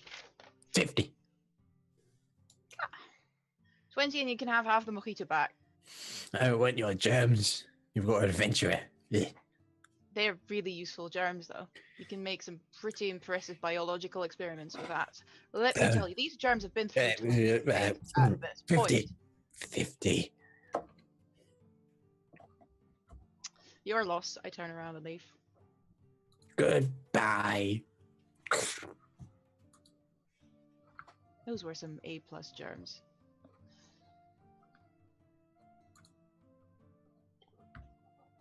You at least have the mojito glass as well. You still got the mojito in your hand. Keep drinking it. It's refreshing.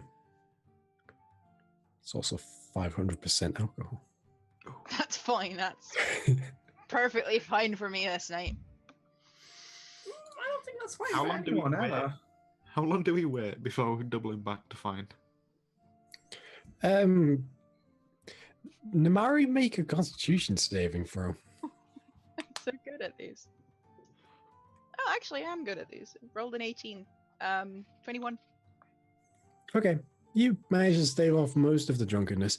However, you can't stave off the taste of 500% lemon juice and 500% mint. I'll The do a little- 500% ice is very cold as well. By the time this guy makes a drink that's going to be good, is a drink that I'm really going to want because he does percentages correct.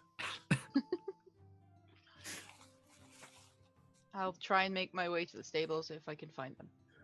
I mean, you can see them from where you're stood. Yeah, but there's 2 of the houses. And so many So- horses. You make your way to Funny, the huh? stables, and there is a carved sign in the shape of a horseshoe that is funnily enough.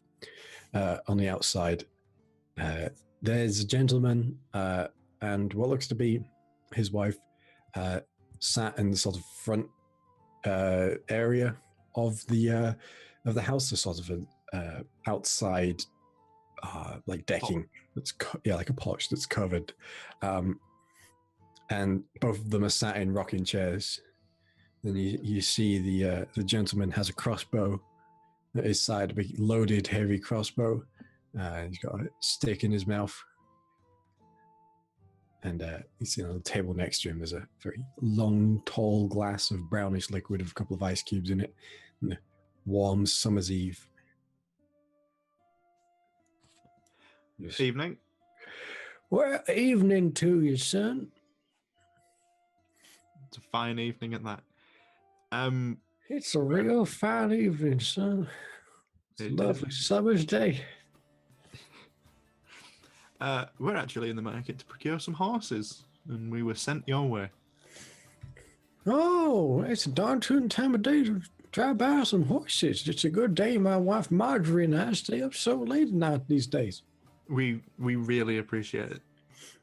Well, don't be thanking me, son. Be thanking the Lord's work who make us stay up so late so we can enjoy such fine summer's eves. Mm-hmm. And the stars are just a treat. Oh, they are.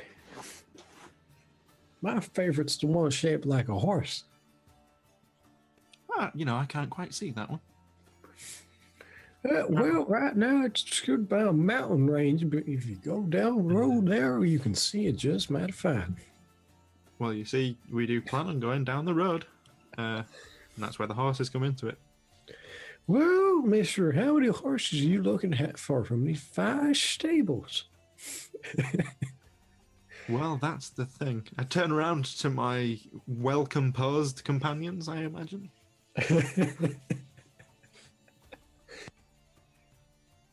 Guys, how many horses do you reckon? We maybe should have talked about that first, but I don't know, but did they have any smaller ones? sir, do you have any smaller, stout horses? I can sit on the back of a normal one.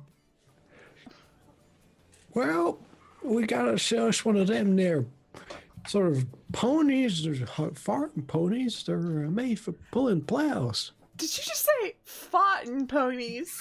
Because that's exactly what that sounded like. No, ma'am, I said farm ponies. Mm. Y'all need to get your ears cleaned out, miss. Sounds like you been underground too long. Is that right?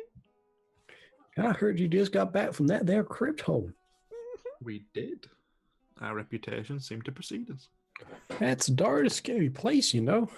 It is. All sorts of varmints up in there. Still are. So people best be mindful. Yeah, well, you know what they say, evil stays where evil goes. it stayed this day. So, horses. Yeah. Yeah, I'll take the pony. Well, will you be wanting horses to ride? You can get some horses to pull a cart. We have some finest carts here too. Potentially a cart might do us better. Yeah, that might not be a bad idea. There are 5 of us. How many horses do you reckon would be required to pull a cart for 5? Well, you see, with 5 of you, that's like. You guys all right? No, we're really not. Keep going. The Americans in chat are dying. Yeah, you've killed the Americans. You've I'm not even alienated that all open. of I wish I did at our this point. US audience. They're gone. Well, you see, for a party your size, I'd recommend a cart that's got 2 of our big stallions on it. We can get you one of them covered wagons too if you give us a couple of hours. I'm not opposed to that. Yeah, let's do that. You can enjoy some fine iced tea with us in the meantime. Oh, that would be divine.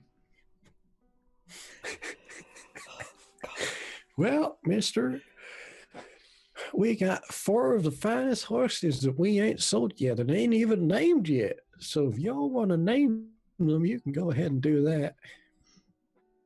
Oh, don't We give might us just this do that. power. I'll just call my son Jeremiah and he'll come out here and send you over yonder to see horses. That would be lovely. Thank you. All right, Jeremiah, get your dang ass out here now. Stop. Yeah. Oh, yes, Par. I'll be right out. You see the door opens and you see a dungareed young man with a big straw hat on. Well, howdy, y'all. My name's Jeremiah, and I'll be here today to show you to your new horses. Have you paid my father yet? We haven't, actually. Pa, you ain't getting tell people that they need to pay again? Oh, Jeremiah, it's all right. I always got you here to keep me straight and narrow, ain't it, son? Well, for some of these fine horses, if I could trouble you for the cost of 150 gold each and 200 gold for the wagon, that would do me nicely so I can buy myself some fine iced tea for the rest of the summer. This new Resident Evil 7 DLC sucks. Welcome to the family, son. No. Oh. Can we just erase the past 5 minutes from existence? No. What did we do to deserve this? What have we done? I'm going back. We're finding a different timeline. Personally, I think this is a reward. So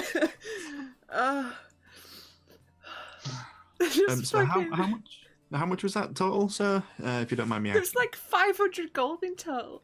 Yeah. I don't suppose those are individual prices, and well, I was just wondering if there's any sort of Just pay the man. bundle that could potentially be made in order for us to procure all of these together. Persuasion, was it? Yeah. Okay, that could only have been one better, just so you know. So that's... Yeah, that's 30. Well, Mr. Since you remind me of myself in my youth, I'm going to give you a special discount. Because you're a brave lad and the rest of y'all ain't so shabby yourselves. So how's about we call it an even 300?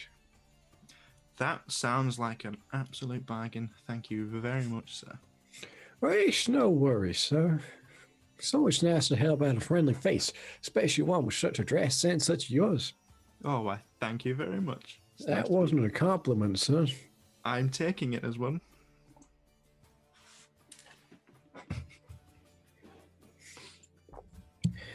Well, y'all, let's get yourselves out to the back now so we can find yourselves your horses. And Jeremiah just strides out now. You hear his boots clink as he walks. And he guides you out to the paddocks where you see there's a few horses grazing. And he whistles the big horse whistle, and the horses come charging over. And he's like, yeah, that's a good boy right there. So which one of these will you be wanting? And you see there's like a pimento, and there's a black, and there's a gray, and then there's I can't remember the name of it. Was it Pinto, a spotted horse? Mm-hmm. I think so. Yeah, it was on a crossword I did earlier. I'm not even lying. Why would you lie about something like that? Yeah. So which ones do you want? I don't think Tilly super cares. She comes up to their knees and they're terrifying. So what were they again? There's a black, a gray, Pinto, and I said the name of a detective from Brooklyn Nine-Nine, I believe. I meant, is it Palomero? Palomino. Palomino, that's the one. What did you say? Pereira? No, I said Pimento. Oh, Pimento. As in Adrian Pimento. So we need that one because it's I the want that horse. Yeah, we need that one.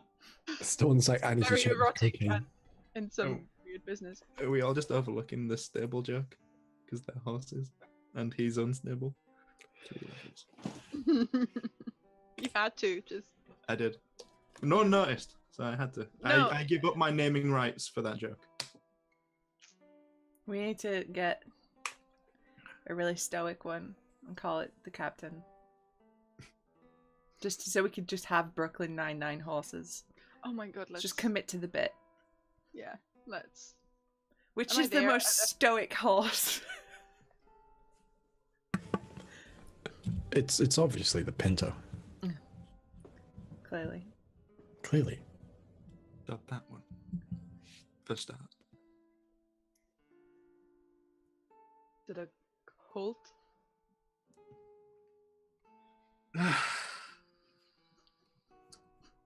So we I'm bought not two going to answer horses. that question. We bought two horses. Two horses, yes. Okay, so we're picking two of these. Yes. Oh, Lydia. That one hurt. I'm just really glad that my pun fucking flew under the radar and none of y'all picked up on it. I did. See, when my puns fly under the radar, I put them on the radar. That's the difference. Take your dang horse. Am I there at this point? With Yeah. the mojito in my hand. Yeah. It's just my rocks are like sub bitches. Like Valley Girl. Turns up. Oh my god, horses. Would you please stop with American accents? We've suffered enough. Lydia, you do realise now everyone in your backstory is now American. Probably. And I mean, apparently I'm a masochist because that's going to be hilarious. Okay, so it's the Pinto and the Pimento. Not the Pimento, the Palomino. Yes. Yeah, are you calling the Palomino Pimento? Yes. Mm-hmm. Okay. And the other one's Captain Colt. Okay, I'm pretty sure it's a superhero. Potentially. And Jeremiah goes, well, that's a fine choice you made right there. Just step here, I'll get you the equipment you need to pull on the cart, and the cart will be ready for you in a couple of hours. You can go sit with my pappy, and, he'll tell you some stories about when he was in the town guard. Do we have Please tell me we're flashing forward to that because I cannot deal. to? I will actually literally die if we have to sit through those stories. A couple of hours pass of being told stories by the stable keep, and eventually you see two people coming down the road and they're pulling a cart on horses, and they unhitch the cart and hitch it up with your new horses. And it's a covered wagon, very Roma style covered wagon, but much more Spartan than theirs. It's like, well, you see, It's been wonderful doing business with y'all. Wish y'all a safe journey. You don't have to go back into town with this. You can just take the Glint Match roadway right the way around. Now, y'all have a fine day, you see? You too, and thank you very much for the tea. Oh, it ain't no problem. Thank you for everything. And I mean that in the most sincerest way possible. Might be the mojito talking, but thank you.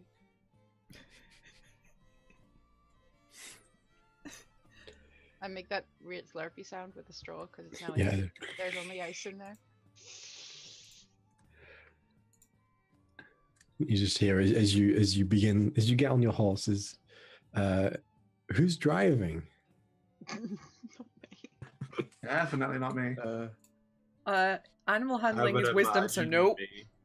You really don't want me I'm in gonna charge. say it's gonna be Ronan, hopefully. Is it Ronan? Yeah, I would imagine so. So Ronan, you sit on the front. Who else is sitting on the front? There is no one sitting on the front. I'll sit on the front with him. Where Why y'all not? sitting? I want to be away from the horses. Okay. I'll just be in the back chilling. Okay. So as you all get onto it, Ronan, make an animal handling check. Oh, your boy's a fucking god. I was really, really worried for a moment there. An actual god, natural 20. We assumed. Alright, so you just the goddamn horse whisperer, just like let's go. And you just and the horses begin at a slow trot. Begin making their way forward. And you depart Silgar for perhaps the last time. That's why I said perhaps. Jeez, come on, let me have my narrative fluff, buddy. So, travel on the road is quiet. The Glint March roadway is well traveled and, for the most part, safe. So, I would like Ronan. I would like to make just the one D12 roll. Sure. A 1. Okay.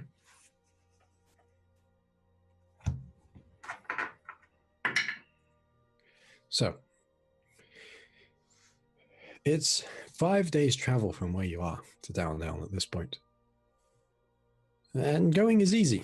The warm summer's day and the cool breeze of the coastal area makes travel relaxing, almost idyllic as you pass through the small plains and the copses and forests that make up this area of the world, mostly under the shadow of various different mountain ranges. Soon you come to what most of you would know the name of, at least Namari, Tristan would know the name of this, is the Unenwald, which is the large forest which separates the southwestern coast from the Verdemark, the large plains that make up the central western portion of Kalrum. It's the middle of the day-ish, and going has been quite relaxing. You've passed by a few people on the road.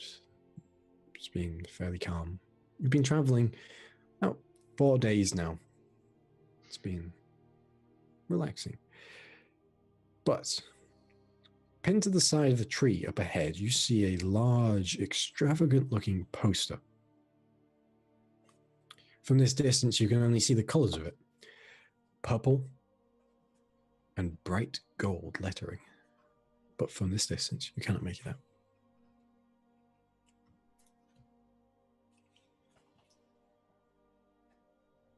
I guess we stop the horses. Let's get a look at that. Okay. So as you get close, you see pinned to a tree is a vibrant poster in purple and black. Twisted formed vines frame an extravagant gold font that reads, "The wondrous world of Grandmaster Galvarius' traveling troupe of rapturous revelations." and an arrow below the poster points down a small forest path.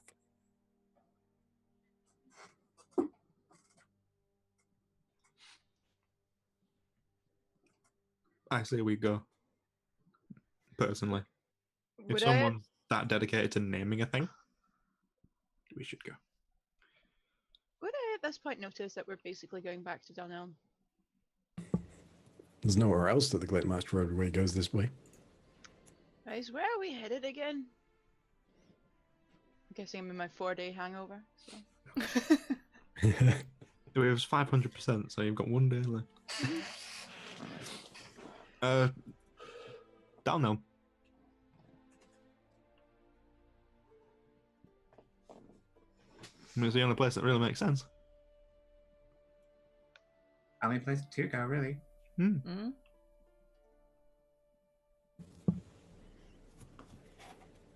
What's wrong? You look like you're going to be sick again.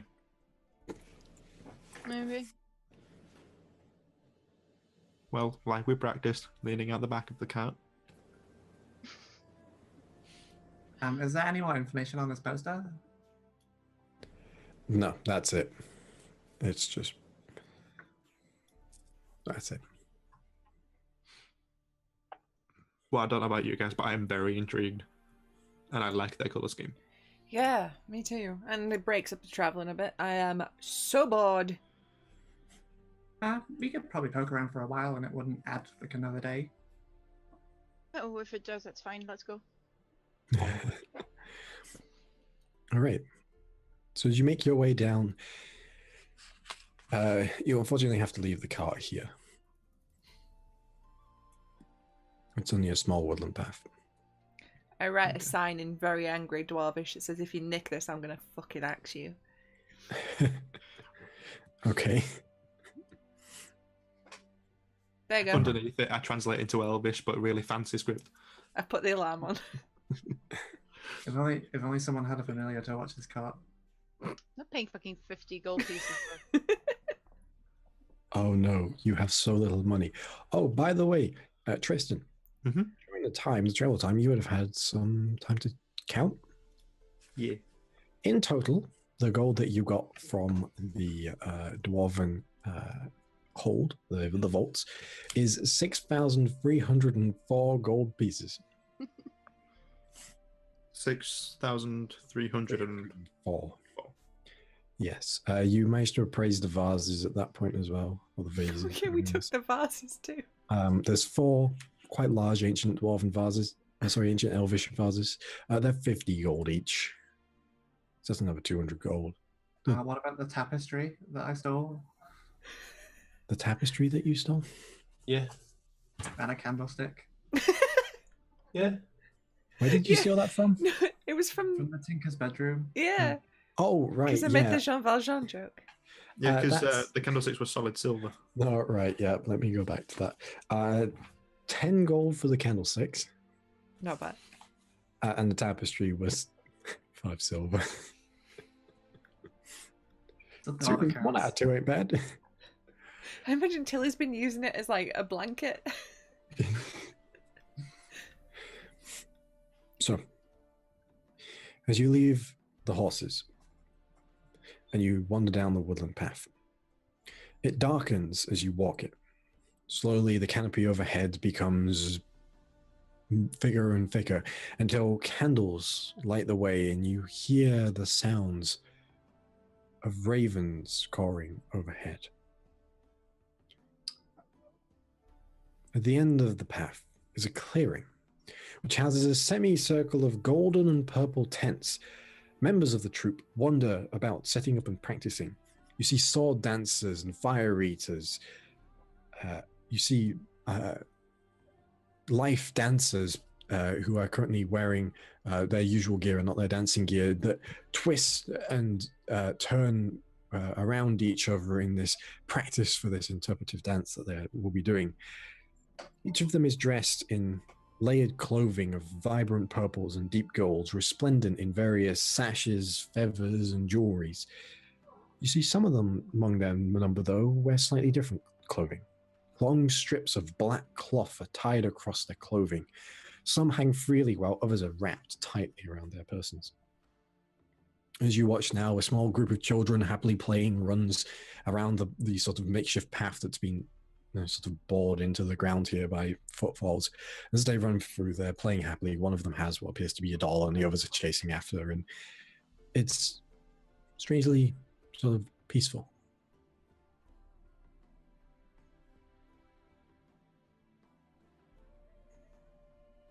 I'm home. No. This is nice.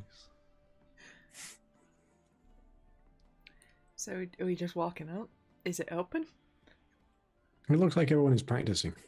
Are we here too early? I mean, there wasn't a time on the poster. Mm. You see a figure pops up amongst your midst, seemingly out of nowhere, with a tall golden top hat and a long sort of tailed tuxedo cloak.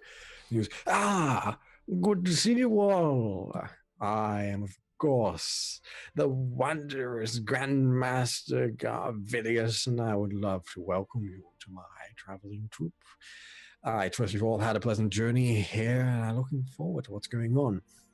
Unfortunately, we're not actually open for a couple of days, but such a wondrous group, such as yourselves," and he sort of arms go around you and pulls as many of you in close as he can. "Well, I'm sure that we can give you a special tour, free of charge, of course." I'm checking my pockets really quick. I was already really close to slinking into the forest, and now I'm so like I just want to disappear. Make a perception check, Gun. Motherfucker. I'm too low to be in this hug, so I'm walking away. That's a 19. Okay. Everything seems fine.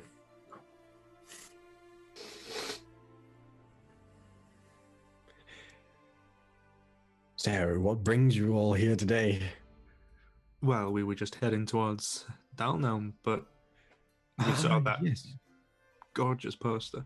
There should be a bevy of wondrous people coming from down now in just a couple of days to see Alma's glorious performances. Mm. Would you like a special taster? Oh, go on then. Well, You've tempted me. You've twisted the arm. give us a few minutes and we'll put on a performance for you. The dancers are due their practice anytime soon, regardless. We'll let them just go get made up. Okay. Could I insight check it? Mm-hmm. They're all cannibals. We've been lured to our deaths. There's going to be a big Yeah, I dinner know. pot in the middle. 14 for insight. This is perhaps one of the most genuine guys that you have ever met. He is so excited to be where he is. Everything about him just screams, "I am fantastic," and I know it, and I'm going to share it with you. Sir, don't know if you know this, but you are absolutely fantastic. Oh, I do know that. Now, come. Get some drinks before we show you the wonders of creation. Mm. In this, my wondrous world of rapturous revelations. A true showman. What race dig is it. this guy, just out of curiosity? Half-elf. Okay. But I've seen a grift before. That's all I'm saying. We're going to go in, we're going to get around the corners, we're full of bad guys, and they're going to jump us. And then we're going to wake up naked in the woods with no money and no memory of what happened. Oh. And then you'll be down one me. I'll have run away and joined them. Of course you would. Run away to the circus, guys. Oh. Guys, I've made it. Bye, He doesn't Felicia. start rolling. So, Mhm. what are you doing while you wait? Assuming you are waiting around the door. Yeah, I'm not. I definitely started leaving, and then seeing that nobody else was, have like doubled back. Yeah, Like, quietly in the tree line, I think. yeah, I'll be right at the but like you would have seen me like further back as well. So like Just look back, and there's Ronan and Tilly in the tree line, like, See Tilly's head pop out from behind a tree, and then Ronan's above. Yeah. I'm just wide-eyed kid in a sweet shop. You see the Grandmaster goes around and he talks to a few of the performers, and they nod, and there's laughs and smiles are exchanged. The dancers go away, and it goes very quiet for a time as everyone goes and prepares. And then you hear a drum roll as the Grandmaster pops out from the largest of the tents in the center and goes, "Come, come, it's time for your show. We're all set up and we're ready to go. Come inside and see our wondrous world and all that it is. Come." You see now he's got a large cane in one hand and he's beckoning at you with the other one. And it's white on my throat. It wouldn't be a session of Kureon if I didn't do that. I pushed Tristan on you first. You didn't need to push me. At the back, I would like to does it look like, did you get a count of how many there seem to be? I don't like being in their place on our own with no one knowing where we are. Massively outnumbered. Yeah, did we get like a decent Yeah. idea of how many people there We were? get an eye. In and around of about 12 to 15. Probably in and around 12 to 15. But like they just look like dancers, and we can take those. The only weapons you saw were on the sword jugglers. I'm pretty sure I could take all of those dancers at the same time, Ronan. Well, I mean, sure. I just get a really weird feeling. Maybe it's just I just don't like the circus. I don't know. I mean, everything about this is strange. Why would you throw a circus in the woods down a tiny path? I don't know. I have a terrible feeling about this. I don't want to get eaten. That's what I feel right now. That's how I feel. His smile was worse than the grin smile to me. I mean, I don't want them to eat Tristan because Tristan has all of our money.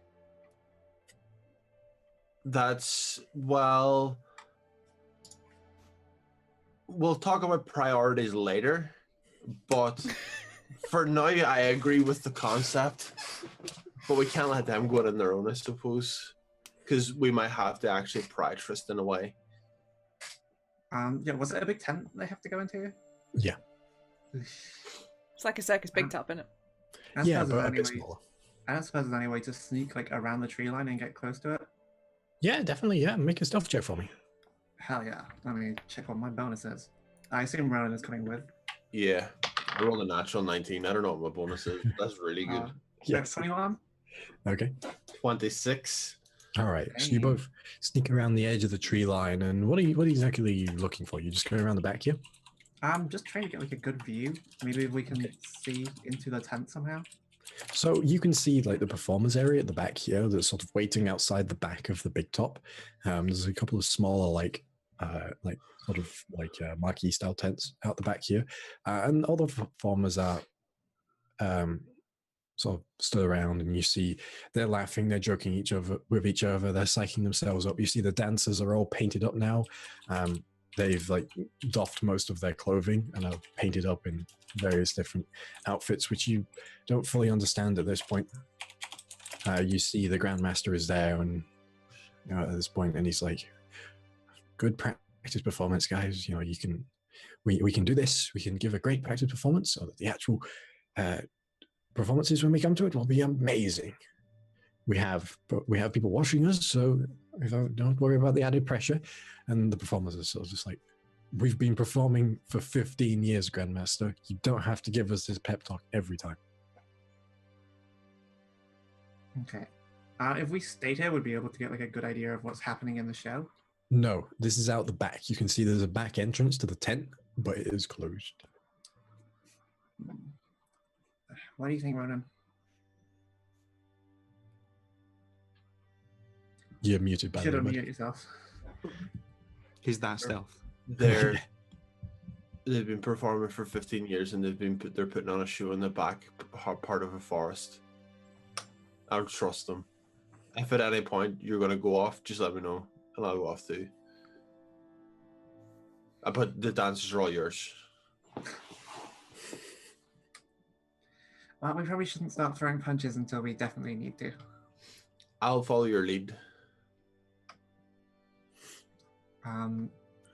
So, is there people around this back entrance? Is it something we could sneak in through?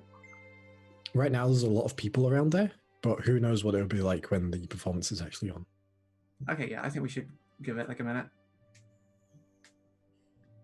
And you See could what sneak changes. under the sides of the tent as well. It's not like a, Yeah. it's not like there's a covering underneath it. All right, I think we'll play the waiting game for now. See what this back entrance is like. Okay, so the rest of you, what are you doing? Going into the tent, but as I do, I am like unpopping the clasps that keep my weapons secured for travel, just so I can, if I need to, be like. Okay, so as you go inside, there's like at least 70 to 80 chairs lined up inside here, and there's a big stage at the other end, and you see that there's a long corridor that splits so that it's sort of like instead of being a T at the front, it's sort of like a symmetrical F. So there's like two sections, and then at the other end, the stage has big curtains over it right now, and you can hear there's a slight drum roll going on currently, just a very low, sort of, that ominous build-up drum roll that's going on right now. And obviously, all the seats are empty. I will take a seat. Yeah, we will. I'll poke it first, though, just in case there's any fuckery. Okay. And you hear that as you sit down, you hear the Grandmaster's voice. Well, welcome, one and all, to our practice performance. Now, please be aware that there may be a few technical hiccups here because we are not in peak condition yet. Our true performance is for another couple of days, when this hall will be filled with adoring fans. And you look now and you see the Grandmaster is sat next to you, but you never saw him appear there. And he gets up, walks to the center of the stage. Now, what you are about to see is a show that tells the stories of the most ancient tales. A rapturous display of wonder, excitement, fear, sadness, loss, and the foundation of the very world you stand on. So, strap yourself into your seats. You have sat on it all, but by the end you will only need the edge.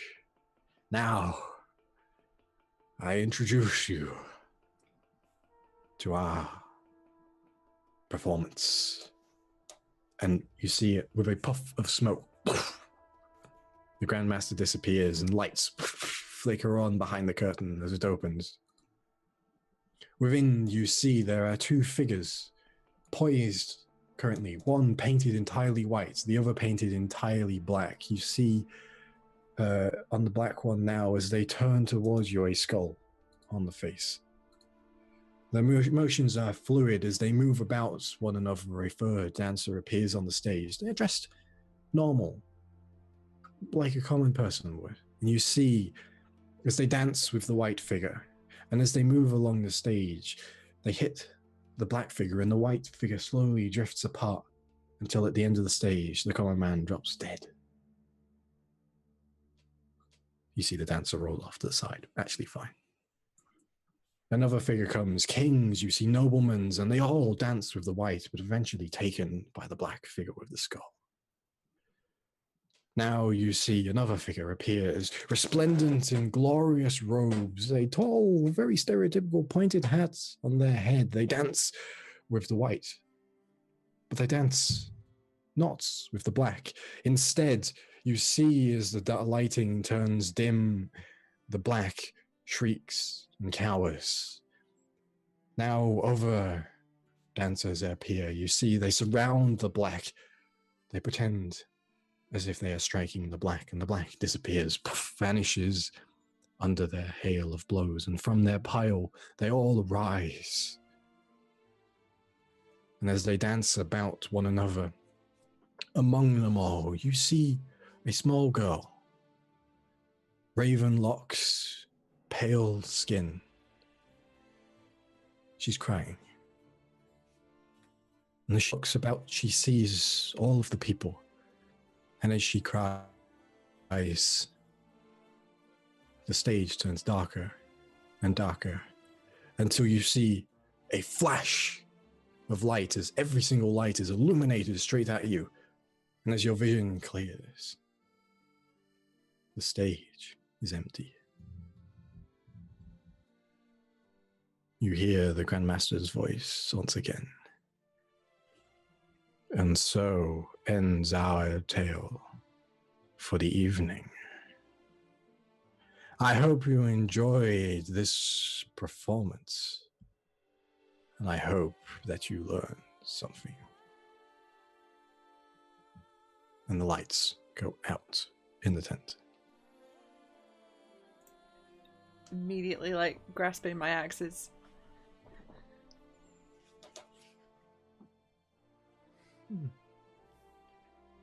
It was an interesting performance. Do I hear anything? You don't hear anything. What are the two of you doing outside? I'm gonna change my tune. Did we see like caravans or anything that these people like live in while Yeah, they're there's traveling? wagons, there's horses tied up. Is there a particularly nice one that looks like it might belong to the Grandmaster? It doesn't appear so, that from what you can see, they all look fairly standard. They're not like, like finest race horses or anything. They're just traveling horses. There's not like signs on the doors or anything that I could look at? All of the signs just say that the wondrous world of Grandmaster Gravelius is traveling troop of rapturous revelations. Is there windows or anything I could look through to get an idea of which one belongs to him? They're covered wagons. You can see in the back, though. Can I do that?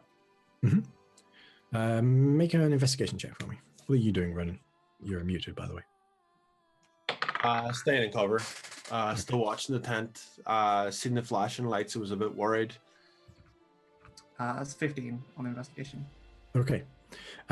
So you look through them all, and eventually you see there's like racks of swords, different clothing. All of them are sort of draped cloth interiors. One of them has a mirror. It has a hat stand. It has a coat stand inside here. There's lots of drawers with all sorts of different cufflinks and such. And you figure that this one's perhaps the Grandmaster's. Break it into it. Yeah, I mean, you can just climb in the back. Doing that instead. Yeah. I just want to root around for anything untoward. Okay, make another investigation check for me. Okay. That is a 19 this time. Much better. Okay. You find documents which details the revenue of the circus, numbers. You see draft scripts for different performances. You find a bevy of different hats. You see, you get neckerchiefs. There's a small area where you open it up and it looks like it's a small larder where there's food in. There's a few books in there. One of them is a book full of poetry. There's tons of posters and such in here. There's nothing actually untoward, though. I'll give all of the interesting stuff like a quick pat over to see if it feels magical in that tingly way. And if nothing does, I will book it. Nothing does. So you're doing this while the performance is going on? Yeah, I assume so. Yeah. Okay. So you go back to the tree line. That was me. Yeah. You don't want to say anything to Verona? Yeah, I guess I could go over what was in there. Yeah, as long as there's nothing like hideous in there, that's fine. I mean, there was a lot of hideous things in there, but they were usually just things people wear. Yeah, I get that. So stuff that if Wood stole, Tristan would really, really like. Probably, yeah. Okay, I get what hideous it is. Okay. So you guys just staying in the tree line? Yeah, I think we should cycle around to the front though. Yeah, actually. So we can see like the entrance now. Okay. So as you cycle round to the front, at this time the performance is just finishing, and so the lights have gone dark. Everyone inside, what are you doing? I was not paying attention to any of this. Just I sort of was. I'm applauding. staring ahead, looking like sleeping with open eyes. Okay. And I'm clutching my weapons. No, I don't have them out. I've just got my hands on them at Yeah. my waist. It was The a standing darkness. ovation as well, by the way. The darkness persists. You can see the back door of the tent has been opened again. Wait a couple of seconds. If no one comes out, start heading towards the front of the tent, I imagine. Okay. No one comes out. I suppose that means we're free to go. Performance over. Oh, motherfucker, I can't. We left that. Yeah. It was a full circus of people. We saw, like, what, 4 of them? We didn't see many of them. Yeah. We would have seen people moving through the camp, though, right? Yeah. Okay. You didn't. No one's come out of the tent yet, though. You've got to understand, a performance isn't just the performers. There's the crew. You know, there's everyone that's involved. Are you saying this as you walk out? Mm-hmm. All right. So as you're skirting your way around, you're just the denseness of the forest here, these tall trees with thick winding roots. You're not really paying attention. As you round to come back to the front, the rest of the party walks out of the tent at the same time, and you see there is no one out here, save for a single man sat at a desk. Darkness has begun to fall now, and you see they're illuminated by a single candle that sits by their right hand. By their left hand, a deck of cards. They're wearing a long overcoat with a white shirt underneath. They have the black strips of clothing that go down each of their shoulders. Their pale skin, no facial hair, and a loosely tied ponytail of black hair. And they say nothing, but they beckon you to approach. Just another you see the performance. turn. Interesting. And they beckon the others Maybe. from the tree line. Well, like he sees us. Yeah. Black isn't really a festival color, is it? Probably not. But What do you think, we're man? already down the rabbit hole now. Uh-huh. Probably was payment. Oh, shit. Buddy. I head up. But I...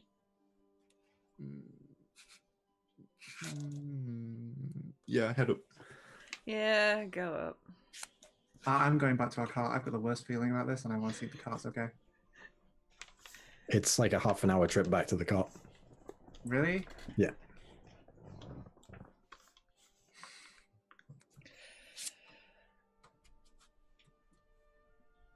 I'm still going. Okay. Tilly wanders off. Tilly's off back to the car. What about you, Ronan? You're muted. I will just sort of stay rough. No, I'll go with the rest of the party. Okay. So Tilly heads off back alone. And you wander to the rest of the party. And as you get there, Ronan, the figure speaks. It's good to meet you all finally. It's a shame that Miss Tautalt will not be joining us.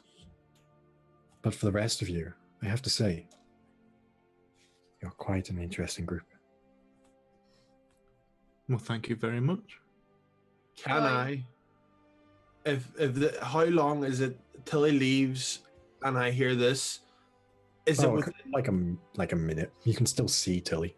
yeah, can I get like a line of sight away from this person? Yeah. I'll fire an arrow like directly by Tilly. Like I'll fire it so it's like the warning shot. Okay. Make an attack roll. 18 plus 10, 28.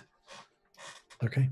You see, Tilly, you see an arrow with familiar fletching into a tree in front of you. What is this supposed to illustrate to me other than I'm having arrows shot at me? And And you recognize the alert, fletcher. yeah, that you know there's something here. If ours were being shot from where we were, I would assume you would be like, oh, maybe they need help. I mean, I'd turn back around at the very least to see why you're shooting arrows at me. And I'd be like waving like a fucking lunatic. I just sigh and start walking back. Dragging your feet. Oh, fine. As you arrive back, the figure turns with a wry smile. I knew you'd be joining us. He Are turns you back trying to you. get me to start walking away again? Not till it's weird. Just That's not a selling point, Ronan. Yeah, it is. Who are you? So,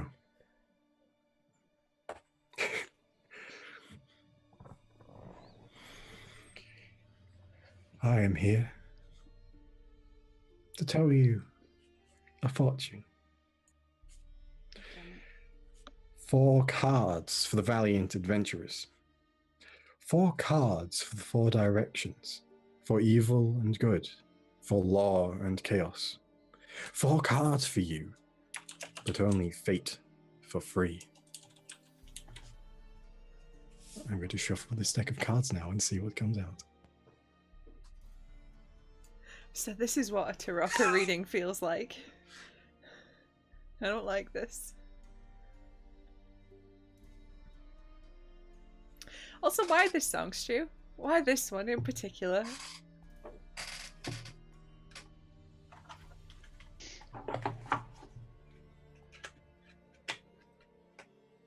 I think I'm just stood there with like my arms crossed. Like, this feels like the worst thing that I have been called back to. And the figure draws the first card.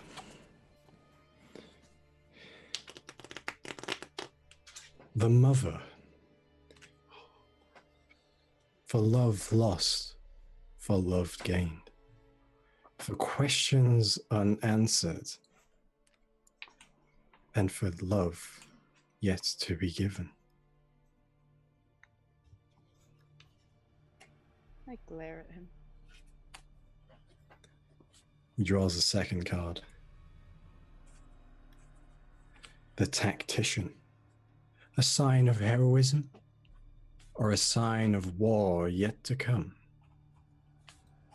A sign of law, or perhaps a sign of a realm thrown into chaos.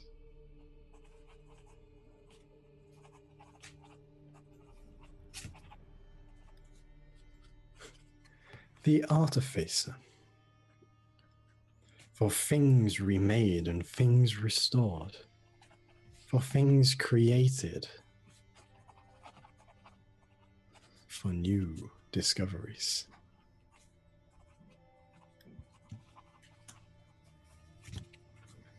And finally, the Monster. For the darkness that dwells beyond your reaches. For the ever encroaching, the ever changing. Your purpose. As he shuffles the cards one last time, a fancy riffle shuffle that stretches between both of his hands, he places the deck down once again.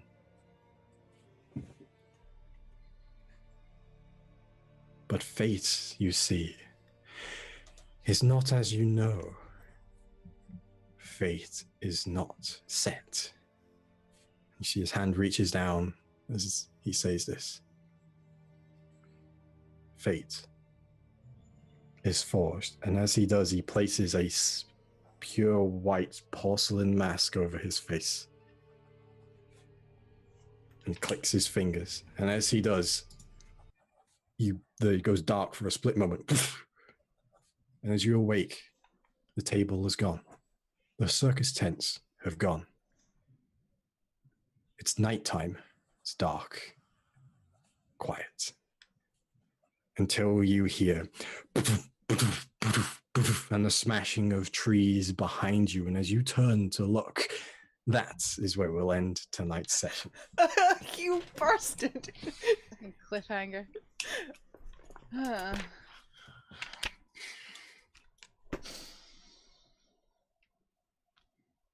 Well, thank you all for joining us for this fine evening.